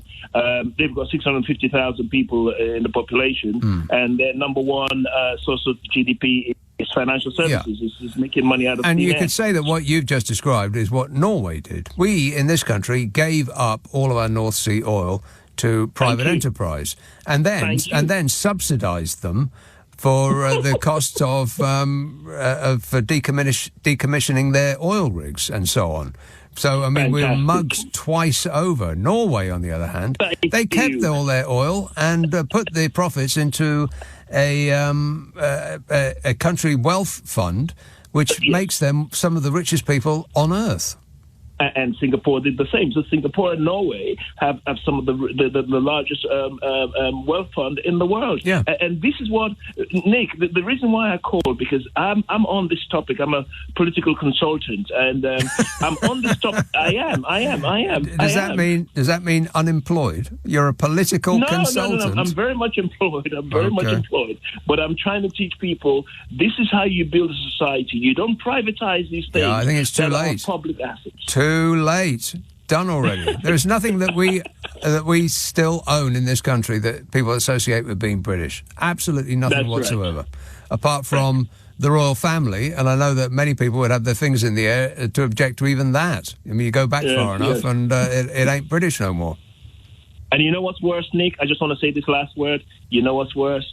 Because we privatized all the public assets, they hardly pay any corporation tax, which is why we're taxed to the hilt right now if you pay tax in the UK. Yeah. Because of all that shortfall, they export the profits and deny the corporation tax. So there's a massive hole that you and I fill every day when we turn on the tap, put on the electricity, go to the park with our children, and people don't understand what I'm trying to say.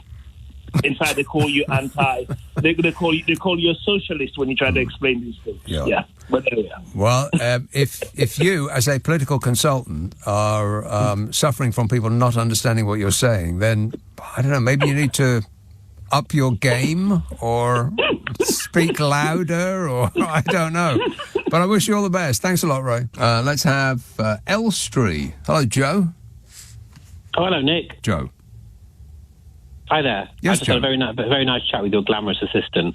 I just wanted to make the point that, a side point really, September 2022, the economy stock market crashed under Joe Biden and $7 trillion was lost from the stock market, but it never really gets mentioned. So just for a little bit of historical perspective, really. 2022? September 2022, the stock market crash. But, you know, because it was Biden, he's a silly old man, so it was no big deal, was it? But the main point I wanted to make was that who would you trust to put into place economic policy? So wildly successful millionaire businessmen, economists who just work on computer modelling, or the mainstream media? Who was the wildly successful businessman you were just mentioning? Trump, Lutnick. I mean, these are multi-millionaire successful businessmen. Do you think Donald Trump is a successful businessman? Last time I checked, he's worth $10 billion, which is an awful lot worth more than you and I, Nick. How did you check that? How did I check it? You just go onto the Forbes wealthiest families list, and it's all there for you. Right. Okay. Well, let's assume that's a reliable source. You know, he used to call that magazine up and say, I work with Donald Trump. He's really, really tremendous and great. And you aren't putting his real wealth. He's got double what you say. He used to do that all the time. So, I know. Yeah, I've heard the stories. So if we go down your line of view that he's not successful, Nick, yeah, he isn't, and he's actually crying poverty. No, he's not crying poverty. He's just not He's just not a successful businessman. That's undeniable. That's undeniable. How do you define success? I mean, he has a string of hotels worldwide. He's got his properties are lashed in gold. But he's not successful. Okay, they're not his properties. If he's got Trump's name on the outside, it's not belonging to Trump. He leases out his name. It's not his building. So he went bankrupt 3 times running a casino. You wouldn't think that would be economically possible. So I would say somebody who's gone bankrupt so often, they still have the ability to come back again and again and rebrand themselves and become wildly successful. I'd say that shows an incredible amount of grit and determination. I think that this shows an incredible amount of gullibility, Joe. I mean, you're trying to bend the facts to suit your argument. That Donald Trump is not a successful businessman. I mean, how much evidence do you need? Every business he's ever started has failed. Name one that hasn't. The only thing that Donald Trump has ever been successful at is conning people. Is persuading people that he has been a success. That is his unique success. Persuading people that he is a success. He played a successful businessman on television. It's fake. And that you don't get that, I can't help you. I really can't. I'd just be wasting my breath. Greenwich, John. Hello? Yes, John. Yeah, I'm very disappointed with LBC this evening. Oh, no. What's upset you? No, because, I knew as soon as Trump was going to go to the Pope's funeral, it was always going to be all about Trump. Yes. And it shouldn't be. It should be about Pope Francis. Well, Trump made it about him. No, but what I'm saying, but the media make it about him because, like, LBC are entertaining it too. This was Pope Francis, and but there were other stories around the funeral, and the one that I have been concentrating on this evening, much to your distress, John, is the stories about Donald Trump. I couldn't care less about Donald Trump. It should be about the Pope and Pope Francis. No, not the stories about Donald Trump. They shouldn't be about the Pope. No, I'm saying I'm saying the story should be about the Pope, and we shouldn't be like... Well, what story would you like us to tell, John? The Pope is dead. End of.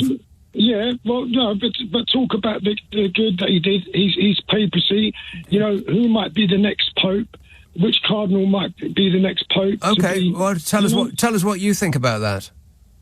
I'm not. I'm just suggesting. Exactly. Got no idea. Okay, thanks for your complaint. I'll take it on board. And next time I'm talking about Donald Trump, I will make sure and do a side issue about how this relates to the Pope, whoever it might be at the time.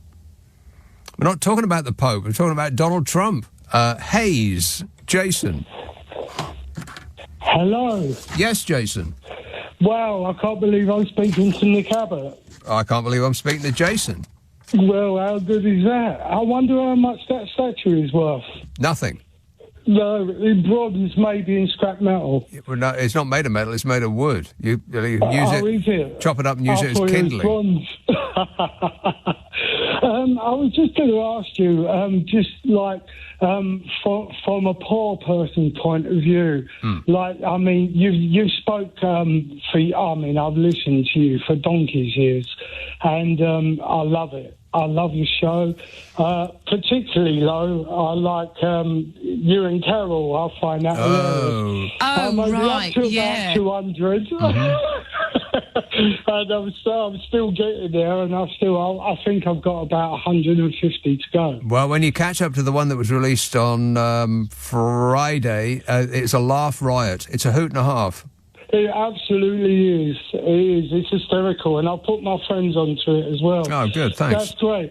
What I wanted to ask you, though, is like, let's get it right. So, like, we've talked about for years, 14 years now, of the Conservative government, and I really am, as you can probably already realise, I'm not really a political person, but I do like to listen to the state of affairs, and I'm just wondering now, like 9 months or whatever it is into the Labour government, what your views are now, really, because they've done absolutely nothing. I feel for this country. That's not true. Maybe you can put me right. Yeah, well, I could. I could search through these... If you could be bothered. No, well, it's not that. I could search through these... I have done it before. I've got a giant list of the things... You have. A giant list of the things that they have achieved and the things that they have set in motion, which are all positive for this country and for people who have the least.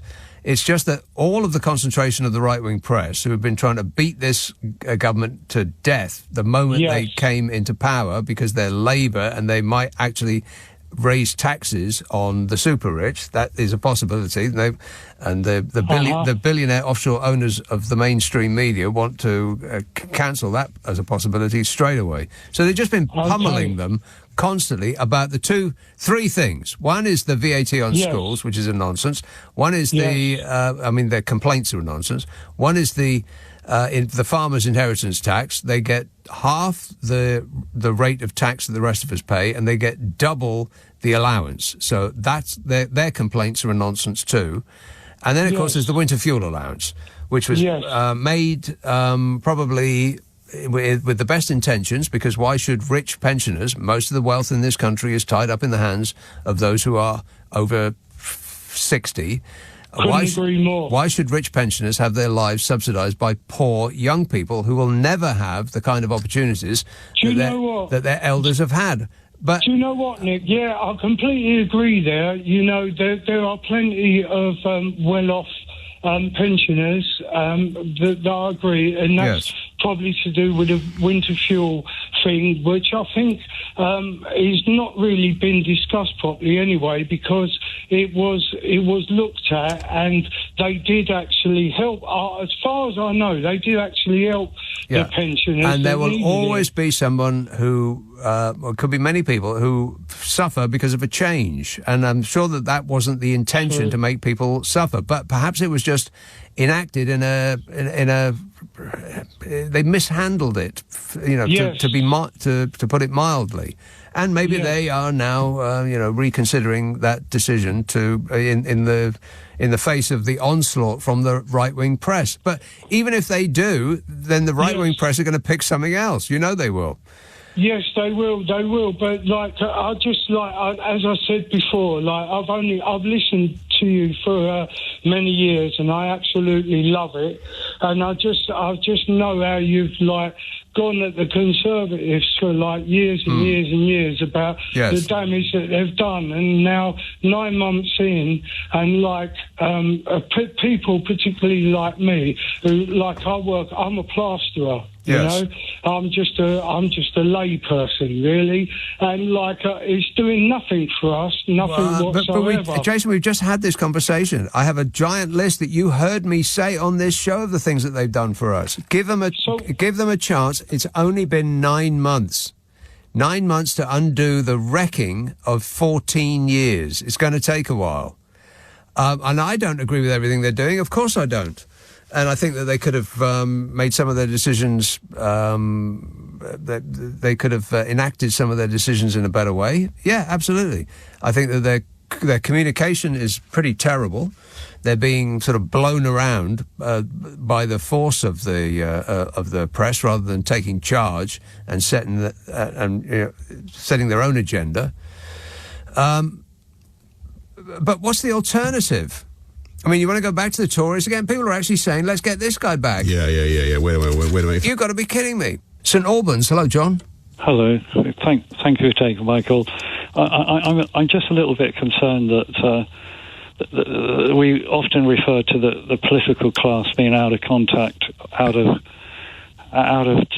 step with the ordinary people. That there is much about this radio station I'm listening to tonight, and I don't want to be unkind to yourself, but you don't seem to recognise the concerns of ordinary people. You had a lady on earlier that was talking about let's welcome immigration because the National Health Service would collapse. But you don't say to her, well, how about this country having trained doctors and nurses? How about this country which took away the bursary for nurses and took away the nurses' homes? How about the limitation on the number of medical students that can study in this country? And you don't say to them... Well, that's all government. That's all government policy. What does that have to do with immigrants? What? What you just described as government policy. What do you mean by that? You've just said, why don't we train more of our own doctors and nurses? Yeah. What does that have to do with people coming here to do those jobs? They can't affect government policy on that. No, because the government, and we're not being governed correctly, we then go to third world countries and plunder their doctors and nurses. Well, you know whose fault that is, John? What? You know whose fault that is? Can you tell me? Yes. You got a name? No, the voter in this country, because those policies were enacted by governments that we voted for. Mm. I'll give you another example of where I thought you were unkind today. And it was Mike Jones, who's a political commentator. Do you know, you spend all your life listening and thinking, what a load of dirge. And then you have someone on who, quite frankly, was one of the cleverest persons I've ever heard speaking to you. And all you seem to say to him was that, well, we need to pay care workers more. What you could have said to them was, what is the reason for why English people do not want to get out of bed, it's funny, make a sandwich, get on a bus? No, that's not it. The people in this country don't want to do that work because it's unpleasant and it's poorly paid. And it's interesting that you say that because I'm going to be having that exact conversation with an expert who runs a care home in the next couple of hours. Yeah, Nick, let me share with you. You've got to stop that mantra. It's not about it's low paid and whatever. It is. No, they don't want to do it. They don't want to do it. Have you ever sat down and done a program on the amount of benefit someone can get lying in bed, playing computers, saying that they've got a sore back? Oh, do me a favor. It's huge. We'll put a number on it. Well, that's why you need to address it. Oh, you're giving me homework. Yeah. Why not? Okay. Good luck with that. You want me to make your argument for you. Yeah. Leytonstone, Russell. Here we go. Yes, Russell. Good evening. Can I bring some sort of locality to this conversation? Locality? And arbitration from you guys, please. That made no sense. Go ahead. Arbitration, that means talking help. And my wife and I, we're having our kitchen done. Yes. And I spent £1,000, tiny kitchen, and I'm not happy with the work, and it's halfway through. She thinks it's brilliant. And what is it that you are not happy with? The tiles are not matching, and they're not straight. Do I get them repaired, or do I pay the full bill and just go, oh, it's not a perfect job? Oh, no. Laying tiles is a relatively easy thing for a person that lays tiles. There's no way that the tiles should be wonky and not straight. They don't match. Right, okay. Can you just explain? Because here is the cancel that. Okay, I can't hear her. She has to either take over control of the instrument or you have to relate what she's saying to me. Sorry for that. Here is the cancel that, and I just asked for the person who really very, very, very, the good person. Right, I have no idea what you're saying. Can you put your husband back You on? have no idea again. Yes, I have no idea what you want to listen about that. Right. But I just want to tell you, Mhm. because I just, pay money for a really good person who, who can do the old tiles and everything. Right. Okay? Yes.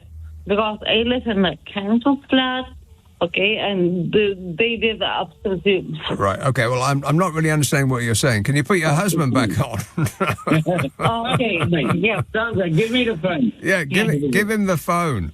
Yeah, sorry about that. All right.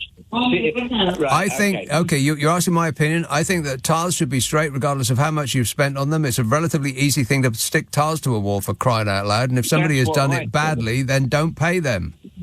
Okay, do you think £1,000 for a kitchen is a small It's not £1,000. It's very full. Blimey. £450. I think I've been inserted into a domestic. Do I think £1,000 is a lot of money to spend on a kitchen? No, Russell. What did you get for £1,000?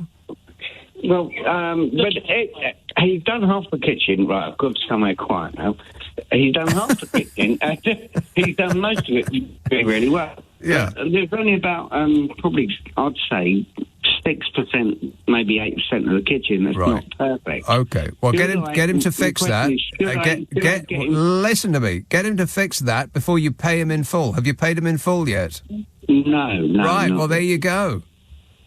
Yeah, but it's called a snag list, Russell.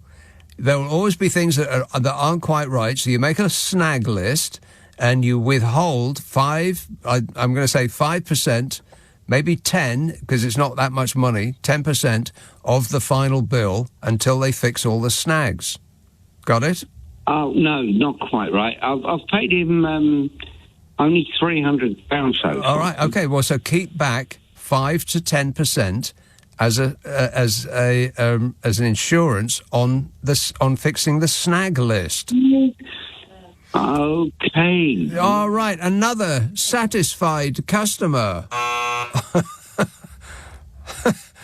He got a new kitchen for £1,000. Blimey. What do you get for £1,000 these days? Apart from wonky tiles. I wish you all the best there, Russell. Keep it down. There's people trying to sleep here. Lester, Hemant. Oh, 1 second, Nick. Yes, go ahead. Oh, hello, Nick. How are you? Good, thanks. Good. Nick, your dreams come true. It has? Yes. The Trump Organization online store are now selling hats, T-shirts, to name a few. Mm-hmm. And his special son is selling, believe this or not, $50 for a Trump hat for 2028. It's almost as though we have an echo. We're hearing back what the first 10 minutes of the show were. Oh, really? Do apologise. I was busy. Yeah, with other things. I understand. Oh, right. Okay. Yeah. Okay. Then the next question. Question? Yes. Or the next thought is. I forgot what I'm talking about now. So okay, excellent work. Thanks a lot, Hemant. I seem to be having an effect on people this evening. That's about 3 in the first hour who have called in and then forgotten what they called in about. It's my fault, isn't it? Maidstone. Hello, Tony. Hello, Nick. Yes, Tony. Hello? Yes, Tony. Yes, I'm just going outside. I'm in a foul mood. Anyway, what happened earlier on? You're in a foul mood? Yes, I am, but I would not want to be... Yes, so I know there was a bit of a palaver. I want to talk about Nigel Farage, but I'm not in Maidstone at the moment. I'm in Brighton by the beach. Can you call me? Can you call me? Can you call me when you get to Maidstone? No, we'll talk now. What happened? What happened? What? Oh no, you were a bit late. Yeah, I've dealt with that. Yes, we have. Well, let's talk about Nigel Farage, because God, there's 4 stairs here. I'm in the hotel. Yeah. Now, no, honestly, right. So Yes. Yeah, there's Nigel Farage. Oh, I'm sorry. Time's up. I've got absolutely zero patience for people who just muck about. Either get to the point or go away. I'm sorry to be strict, but that is the mood that I am in. Enfield. Hello, John. Hello, hi, Nick. Yes, Thank you John. for having me. Thank you for being Look, you. Yeah, thank you. Look, I'll be honest with you. I have an addiction, and I'm going to make a confession. Mm-hmm. My addiction is Nick, Abbot, Friday, Saturday, Sunday at 10. Right. So I am thinking of writing to LBC management to have it increased to Nick, Abbot, Friday, Saturday, Sunday, Monday, Tuesday, Wednesday, Thursday at 10. How about that? No, I don't like that. I don't like the sound of that at all. That sounds like work to me. No, look, you're the best thing to have on a sliced bread. Let's have more of it, please. Sliced bread isn't that great, John. I mean, how difficult is it to slice your own bread, for crying out loud? No, look, have you ever thought of how Donald Trump might ambush you if you were to visit him at the White House? Have I ever thought how Donald Trump might ambush me if I decided to go to the White House? If you will, yes, Right. yes. Because I think he would. I I think he would have his people ambush me at the airport, and I would never be heard of again. Yes. But suppose you were able to go through the airport when you get to the White House. What do you think might happen there? Yeah, I think I have an idea. I'll tell you. yeah, I'm sure you do. I think I would be met with a stern response. Yes, I think he might accuse you of manufacturing COVID-19 in your kitchen. Right. Okay, sounds like a listener with material to me. Oh, no. Thanks a lot, John. Let's see now. Brighton. Hello, John. Is that me? Hello? It sounds like you. Yeah? That's funny, that, isn't it? Starmer, all options are on the table. That's funny, that. You know, he does nothing in response to Trump, and he's now going to be bailing out the steel industry. Well, I don't know about bailing out. Well, I think they're going to do something tomorrow, aren't they? No, I just wanted to say what a great job Trump is doing. He's a genius, this guy, I think.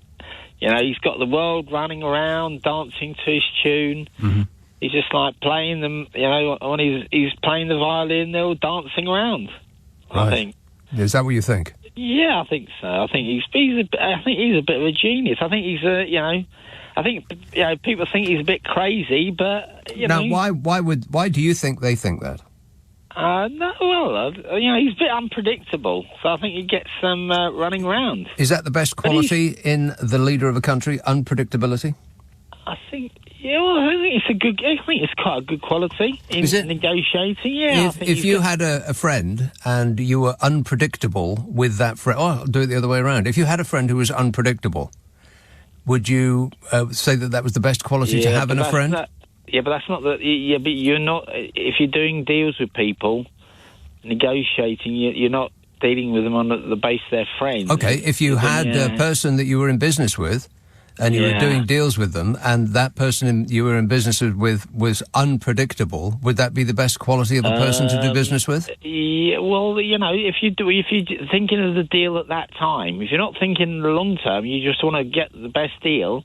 Unpredictability can be a good thing, I think. Do you think you think that somebody who's not interested in the long term is the best person to be running a country? Well, you know, if you are the superpower of the world, then I don't know if it really matters, does it? Because the other countries like Britain don't have a choice. They just have to go with it, go whatever crumbs that Trump throws out. And, no, that's completely untrue. We all have a choice, and all countries that used to run the world fall eventually, and it's quite likely that he is precipitating that fall.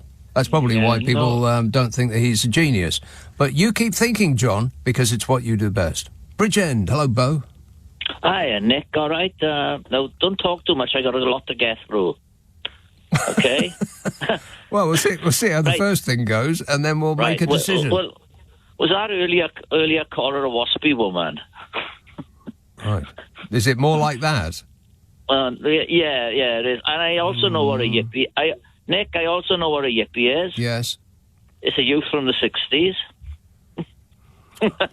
Okay. Say goodbye, Bo. Oh, Nick.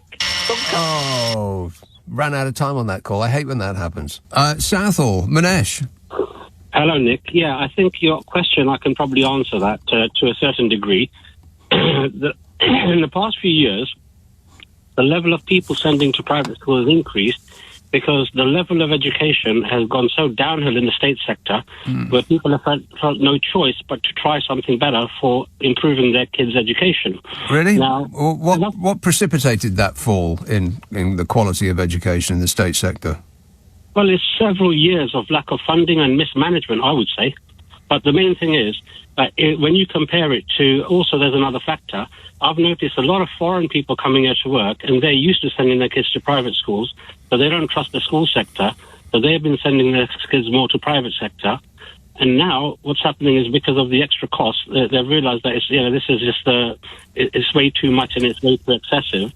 And the problem is when you talk about whether they've been subsidizing the private schools, and they haven't, it's been the opposite, because every kid that goes to a private school has been subsidizing the state sector because it would have cost the government more per pupil to send them there.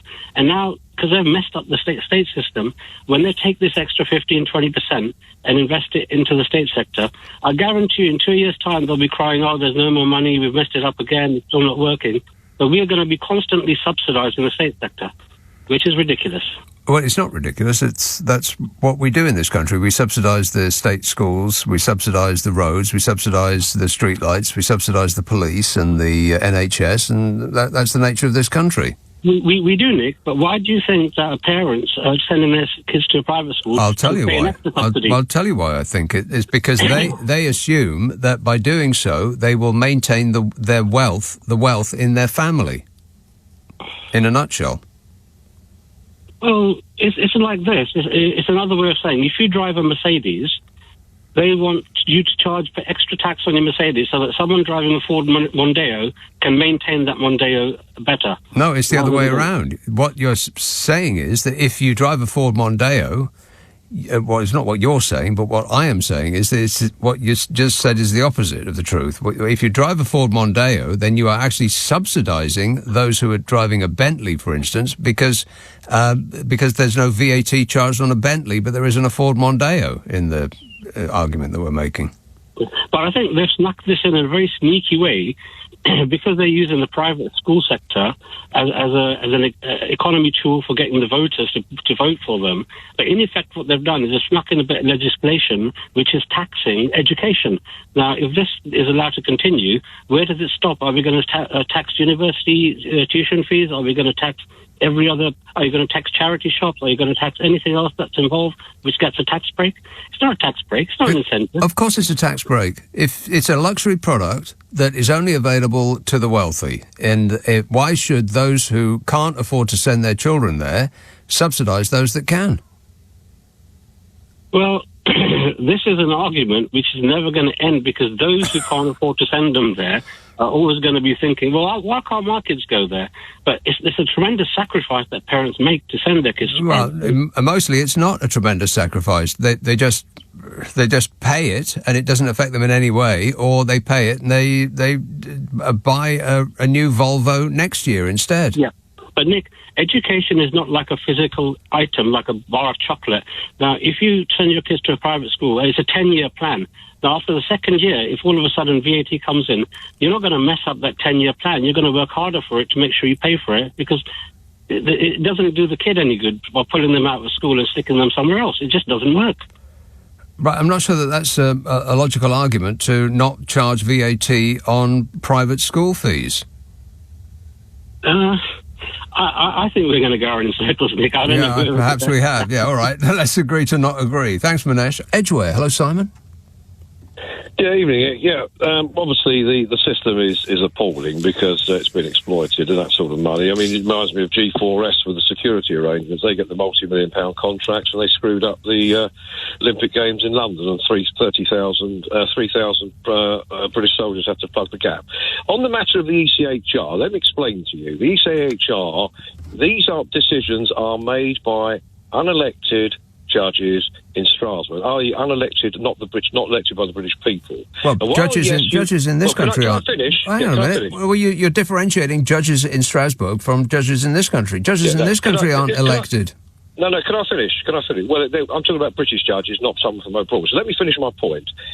I would certainly mean the article is being exploited. It's been exploited using Article 8, the right to a family life, which your previous caller told you. If you have an English Bill of Rights in its place, I don't have a problem with that, which was promised by David Cameron in 2015 and not delivered after he went into coalition with that awful Nick Clegg.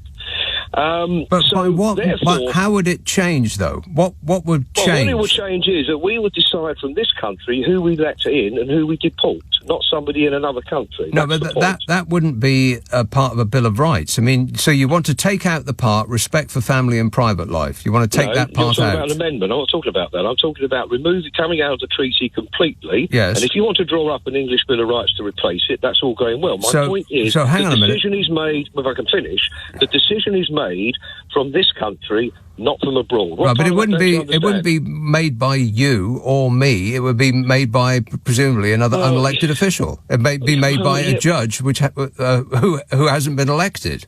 And if you start from scratch, would you not put in something about a respect for family life? Yes, but well, then what's the point of leaving then? If we were just going to cut and paste what's already existing? It's a point of making the decision from British courts, not from abroad. You don't seem to understand this. No, I get you completely. But what you don't understand is you want to get rid of the Convention on Human Rights and then replace it with something. And I'm saying that the part about a right to respect for family life, would you not put that in? You're missing the point. I fully understand what I'm saying. I'm trying to make you understand that the treaty is being delivered from abroad, not from this country. And so, therefore, the exploitation of Article 8 makes it difficult to deport. Not really, because that is being... It's not. It's being interpreted by British judges. Which bit of that don't you understand? Maidstone. Hello, Tony. Oh, my goodness. Hello, Nick. Yes, Tony. I've got 4 pages here. Sorry, I'm a bit... And if I've got... Let me read... Okay. You've got 4 pages of what? Oh, no, I've got notes, but I've got them in the wrong order because we just had very good news from Celebrity Big Brother. But I know. Jack T. Shepherd has just won, who I voted for. He's the one who plays David Platt. I love Coronation Street. He plays them. So he won. I have no idea what you're talking about. Yeah, I know. I have never heard of him. I've never seen a whole episode of Coronation Street, and I certainly, absolutely, and totally have never seen Celebrity Big Brother or whatever it is you're talking about. Yeah, but it's a final tonight. And I've got 3 notes, so bear with me. I've got Black Mirror on one page, and another page. I would like to clean up some grey areas. Hold on. Oh, no, this is the main one. Let's have a show. Adolescent. Oh, that's it. I've got the answer to all this abuse. Oh, I'm sorry. Time's up. Well, did you think it was going to get better? No. Something about Black Mirror. I didn't see any of that either. Notes. You've got 4 pages of notes he wants to pour all over us? No thanks. Exeter. Hello, Bill. Hello, mate. Bill. I have to say, mate, I want a black put on my grave to say I voted for Brexit. I was one of the bloody gits that voted for this. You want an asterisk next to your name? Yeah, absolutely. I'm a social moron. Starmer is doing... Get carried away. Starmer is doing what he has to do as a good governance in this country. He has to make our a society better, fairer, more progressive and more amenable. And I believe, quite frankly, with the bloody blonde bombshell in America, we need our friends in Europe more than we've ever done before. When you voted out, why did you? What were the reasons at the forefront of your mind? Do you know what, mate? Because I believed in the pink bits of the pink bins of the empire, personally. And do you know what? What does that mean? Well, what I believed was that we were exceptionally brilliant at what we did. And quite frankly, over the last 6 or 7 years, we clearly are not, are we? Right, so you voted out because we used to have an empire. Yeah, and I am so sorry for that exception. I think I think on James O'Brien's show, he put me number 2 out the best calls he ever had from me. Right, well, you're the best call I've had so far this evening, Bill, if that's any consolation. Thanks for that. Brighton. Hello, John. Hello? Yes, John. Hello? Yes, John. Say it one more time. Hello? There you go. Okay, yeah, I've got a dodgy handset here. Oh, well, you want to get yourself a new phone. Yeah, is it the monkeys eating the bananas the wrong way, you said? Yeah, hey, they're the monkeys. Yes. Yeah, that's I think that's the correct way, actually. It isn't. Yeah, it's the correct. Well, I don't know. I think monkeys know what they're doing. They eating bananas all day. So I think people come up elsewhere. I've heard people eat bananas, and monkeys. Just because monkeys do it one way doesn't mean you say that people are doing it the wrong way. Yeah, but people eat one banana a day or 2 bananas. Yeah. Monkeys are eating lots of them a day. Well, it's not something. It's not something that you get right with practice. But no, actually, if you think about it, I think you'll see that the join is at the bottom. So that's I think that is going to be the easy place to open it. Have you ever tried opening a banana like that? No, well, no, I haven't. But exactly. I don't. But you're not a monkey. Try to do it when I open my one banana a day. But I think it is apparently the best way to do it. It is not the best way to do it. It is the worst way to open a banana, apart from trying to open it sideways. Well, I think you need to put it to the test. I have put it to the test. I have tried to open it the wrong way, and it just doesn't work. I mean, it's very, very difficult. The handle at the top seems to be precisely made for that very purpose. You pull it, and then it splits open, and then you can open it with ease. It comes apart like magic. I'm going to try it and see, but I apparently that the bottom is the correct way to do it and the easy way, and I think monkeys know what they're doing. No, monkeys do not know what they're doing. Monkeys sit around in trees throwing their own poop about. Yeah, I think they eat 100 bananas a day, so I think they know by now. No, they don't, and no, they don't, in that order. All right, but I want you to research it thoroughly, John. Let's talk about this with Dr. Mike Jones. Mike Jones is a political commentator and migration expert. Hello, Mike. Hi, good evening. The level of increase in the wealth of the Clear Springs owner, up 35% in 1 year, is that indicative of a well-run company, or that whoever in government negotiated the contract wasn't best advised? No, I don't think it's indicative of a well-run company. I mean, Clear Springs has faced numerous complaints of the quality of its accommodation, and one of its subcontractors actually had their contracts cancelled by the UK government. So no, basically Mr. King, he profits from dysfunction in politics, and downstream of that, dysfunction in the asylum system. And, Clear Springs Limited, which is the parent company, they cut their teeth in caravans and taxis and consultancy, but they branched out to asylum housing. And, business has been booming because politicians have failed to stop the Channel migrant crisis. And I think it's going to get worse. You're right. There have been multiple complaints and Home Office reports suggesting that the accommodation that the taxpayer is funding are, and the words they used were, decrepit, impoverished and run down. Invoices come in higher than agreed. £58 million of those the Home Office couldn't find evidence to support paying. And yet the government still signs a deal for £15 billion with that company over 10 years. I mean, there's echoes of other outsourcing companies that get fined for poor performance, and yet still hoover up massive government contracts. Why is that? Well, it's crazy. It's almost run like a cartel. You have very little competition. You've got Serco, Mears and Clearspring, and basically they're rewarded for poor performance. The complaints are substantial with regards to property, invoicing and financial arrangements. And I mean, Labour MPs have even accused Clear Springs of actually offshoring money to a consultancy in the United Arab Emirates. So that story is yet to unfold fully. But yeah, I mean, Mr. King, he's got the wherewithal and the capacity, and ultimately he's creaming his wealth off the taxpayer. So he's alienating everyone. He's alienating the NGOs, who are obviously very upset at the quality of the accommodation, and he's upsetting immigration restrictionists, who are the majority of the British public. So he's this kind of lightning rod figure at the moment.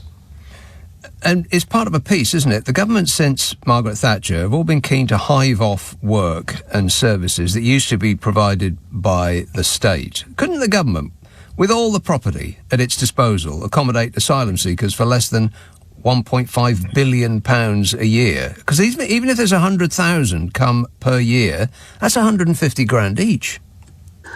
Well, I'm not sure if the government could do it better. I take your point that the government has hived off various services to the private sector, what they call neoliberalism. But the real scandal here is the fact that the numbers crossing the channel are continuing to increase, and the government hasn't done the groundwork in terms of reforming the legal system, which would allow the Home Office to actually deport people very quickly. So Mr. King is this hate figure at this moment in time, but ultimately we should live in a society where people like him cannot make billions off political dysfunction. What's caused that huge uplift in asylum claims since we left the European Union? In 2016, there was 40,000 people came. Last year it was 108,000. Why the jump? Well, the jump is basically due to changing strategies within the smuggling gangs post-Brexit. Basically, the government had an option. Do they amend or abolish the Human Rights Act and leave the ECHR, or do they stay in? And the Tory government chose to stay in. I mean, Dominic Raab tried to circumnavigate it with this British Bill of Rights, but that fell apart. So basically, we're part of the ECHR, and when illegal migrants arrive in Dover, getting rid of them is very, very difficult. I mean, even if they have asylum applications rejected, Article 3 of the ECHR, which is part of the Human Rights Act, it prevents the Home Office from deporting them, and obviously the numbers escalate, the pull factor goes up, and the backlog increases. Yeah, that's the issue, isn't it? It's the backlog. If we could assess their claims more quickly, then none of what we talked about would be a problem. Well, the backlog is downstream of the legal system. The fact that we can't deport people quickly. I mean, obviously there are issues of productivity and bureaucracy within the Home Office itself. There's a great churn of staff. But the reason we have such a high backlog isn't just because of bureaucratic incompetence. It's the fact that legally we can't actually deport people very quickly. And, that's a product of the Human Rights Act, unfortunately. Yes, but surely assessment first, then deportation. And the assessment part is the bit that's holding up the deportation, no? Well, the assessments go through a merry-go-round of appeals because of the Human Rights Act. And even if they have their asylum claims rejected, courts will still intervene and say, no, you can't deport this person because of Article 3. And for illegal immigrants who've been here a long time, Article 8 may come into it because they may have, family ties within the country itself. So the problem is the legal system. Everything is downstream of that pretty much, including the backlog. It makes it sound as though you're saying that laws that are designed to protect people, the Human Rights Act, should not exist. Well, I believe in abolishing it. Yeah, I would take issue with your framing.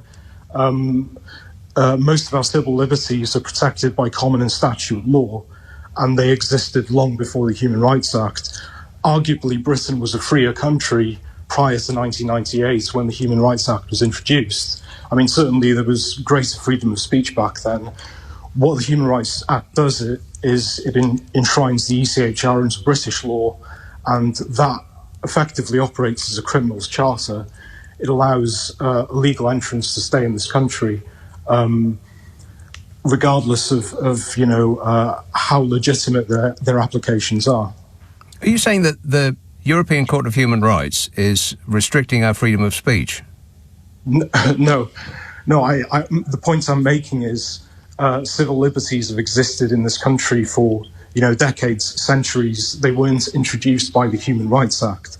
What I'm saying is, since the introduction of the Human Rights Act, certain civil liberties have declined. So I don't believe the Human Rights Act is there to protect our liberty.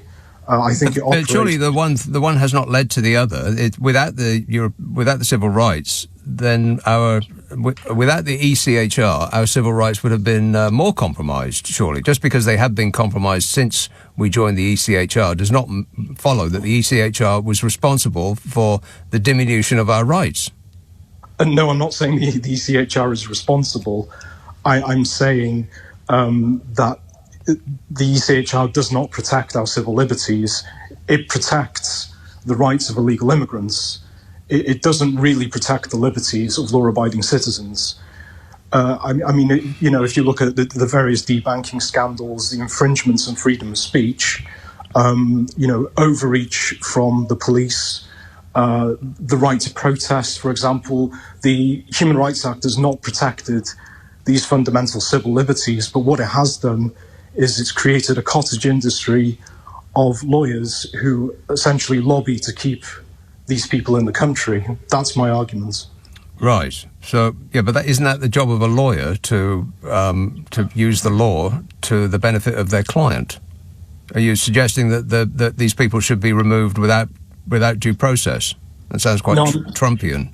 No, I'm saying abolish the Human Rights Act. If the law is bad, get rid of the law. Right. Okay. Well, we're going round in a circle. Whether it's bad or not is a matter for debate. We could talk about it forever, I suppose. But what do you make of the government's plan to cut the number of lower skilled workers coming here? Well, I haven't really seen much of a plan. I mean, the white paper is published tomorrow, so we can only really speculate. I mean, Labour have said that they want graduate students in this country to apply only for graduate jobs, and if they can't get a graduate job, then they can't be awarded a visa. But I'm not sure how Labour is going to go about doing that, because they would have to completely change the shortage occupation list, which contains a lot of non-graduate jobs, social care being one of the big examples. Lots of medium-skilled jobs there as well on the shortage occupation list. So it will be interesting tomorrow to see if Labour has a plan to address that. If they don't, they'll be in big trouble. Yeah, but isn't just the very idea of reducing the number of lower skilled workers coming here going to cause us economic strife, in that they are, by a large measure, doing the kind of work that we Brits don't want to do? No, that's a false argument. It's what you call the lump of labour fallacy. If you import 100,000 people to do 100,000 jobs, what happens? You create 100,000 vacancies again, because migrants aren't just consumers or producers of goods and services, they're consumers as well, so they create an equal number of jobs to what they occupy. The solution to vacancies is to raise wages or to deliver improvements in technology and productivity. It's not, to embark on a policy of infinity migrants. That doesn't work. Right. So if a farmer is trying to employ people to bend over at the waste all day and yank tubers out the ground, and British people don't want to do that, then the farmer should wait until technology is invented that can do it for them? Well, that's a very interesting example, because there was a debate in the United States many decades ago. There was a deportation program called Operation Wetback, and the American administration wanted to deport a lot of illegal immigrants back to Mexico, but the agricultural industry complained and lobbied very hard, saying, listen, if you do this, we won't have enough workers, our businesses will shut down, consumers will pay the price. But, the US administration didn't listen, they just went ahead with the deportations. But what happened? Well, the tomato processing industry mechanized, they became more efficient, and productivity increased and consumer prices went down. So, that's how sort of labour markets work in the real world.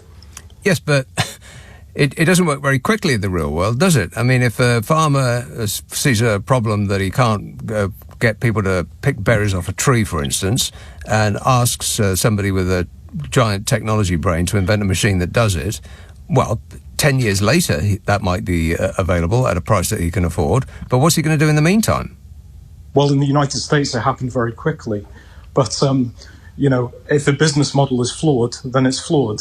I mean, part of living in a market economy is allowing inefficient businesses, to go bust. That's part of it. It's very tragic, but that's how we make progress. And, I don't believe, infinity immigration of cheap labour should prop up poor business models, and that's what's happening.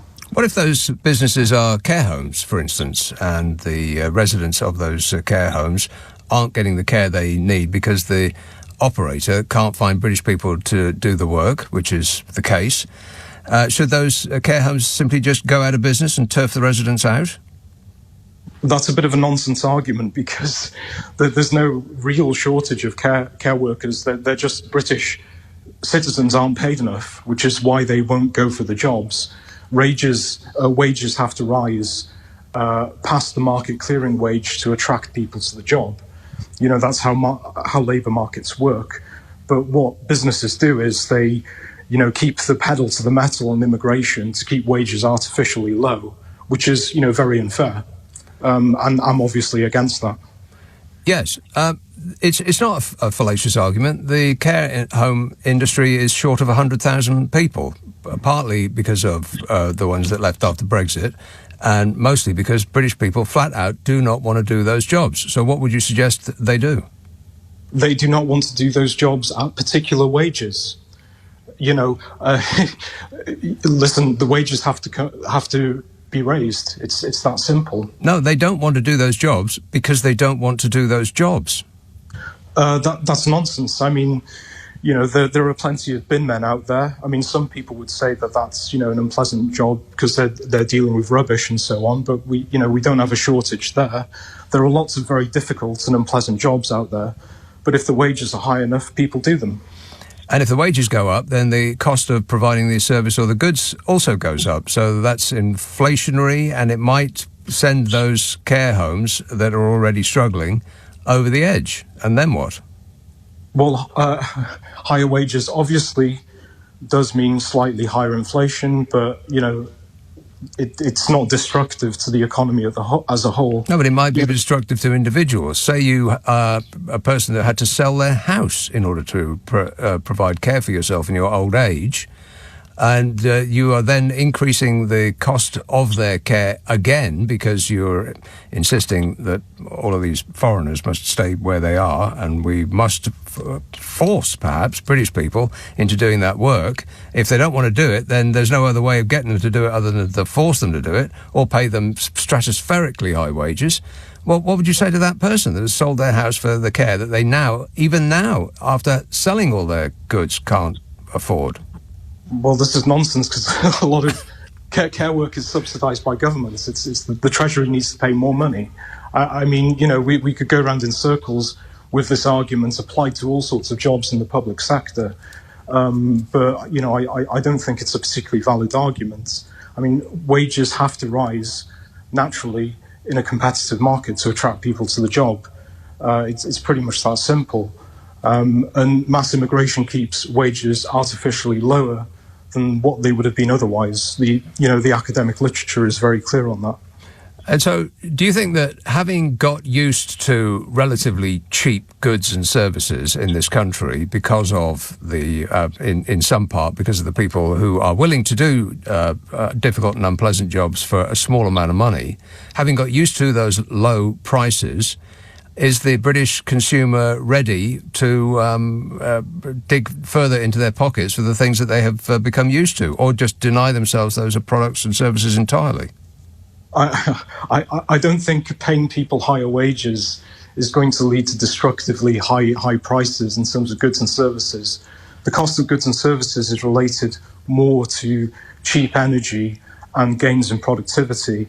I think, paying people slightly higher wages isn't really going to put the system out of whack. Yeah, slightly is an interesting word that you inserted in that sentence. That probably wouldn't affect it that much, slightly, but to tempt people to, again, work in the care sector, you're going to have to do a little bit better than slightly. Well, listen, there are many countries out there with very low levels of immigration that cope very well. Japan, Singapore, the United Kingdom, we coped perfectly fine before mass immigration in the mid-noughties. It can be done. The idea that our economy will collapse unless we have, sort of infinity migrants from the developing world, I just can't accept that. Right. Well, I didn't propose that it would collapse, but you're not accepting something I didn't propose. And on that note, I'm afraid we're out of time. But thanks for that, Dr. Mike Jones, political commentator and migration expert. North Carolina. Hello, Graham. No, actually, it's Atlanta tonight. Ah, can you call us when you get to North Carolina? Say again? Never mind.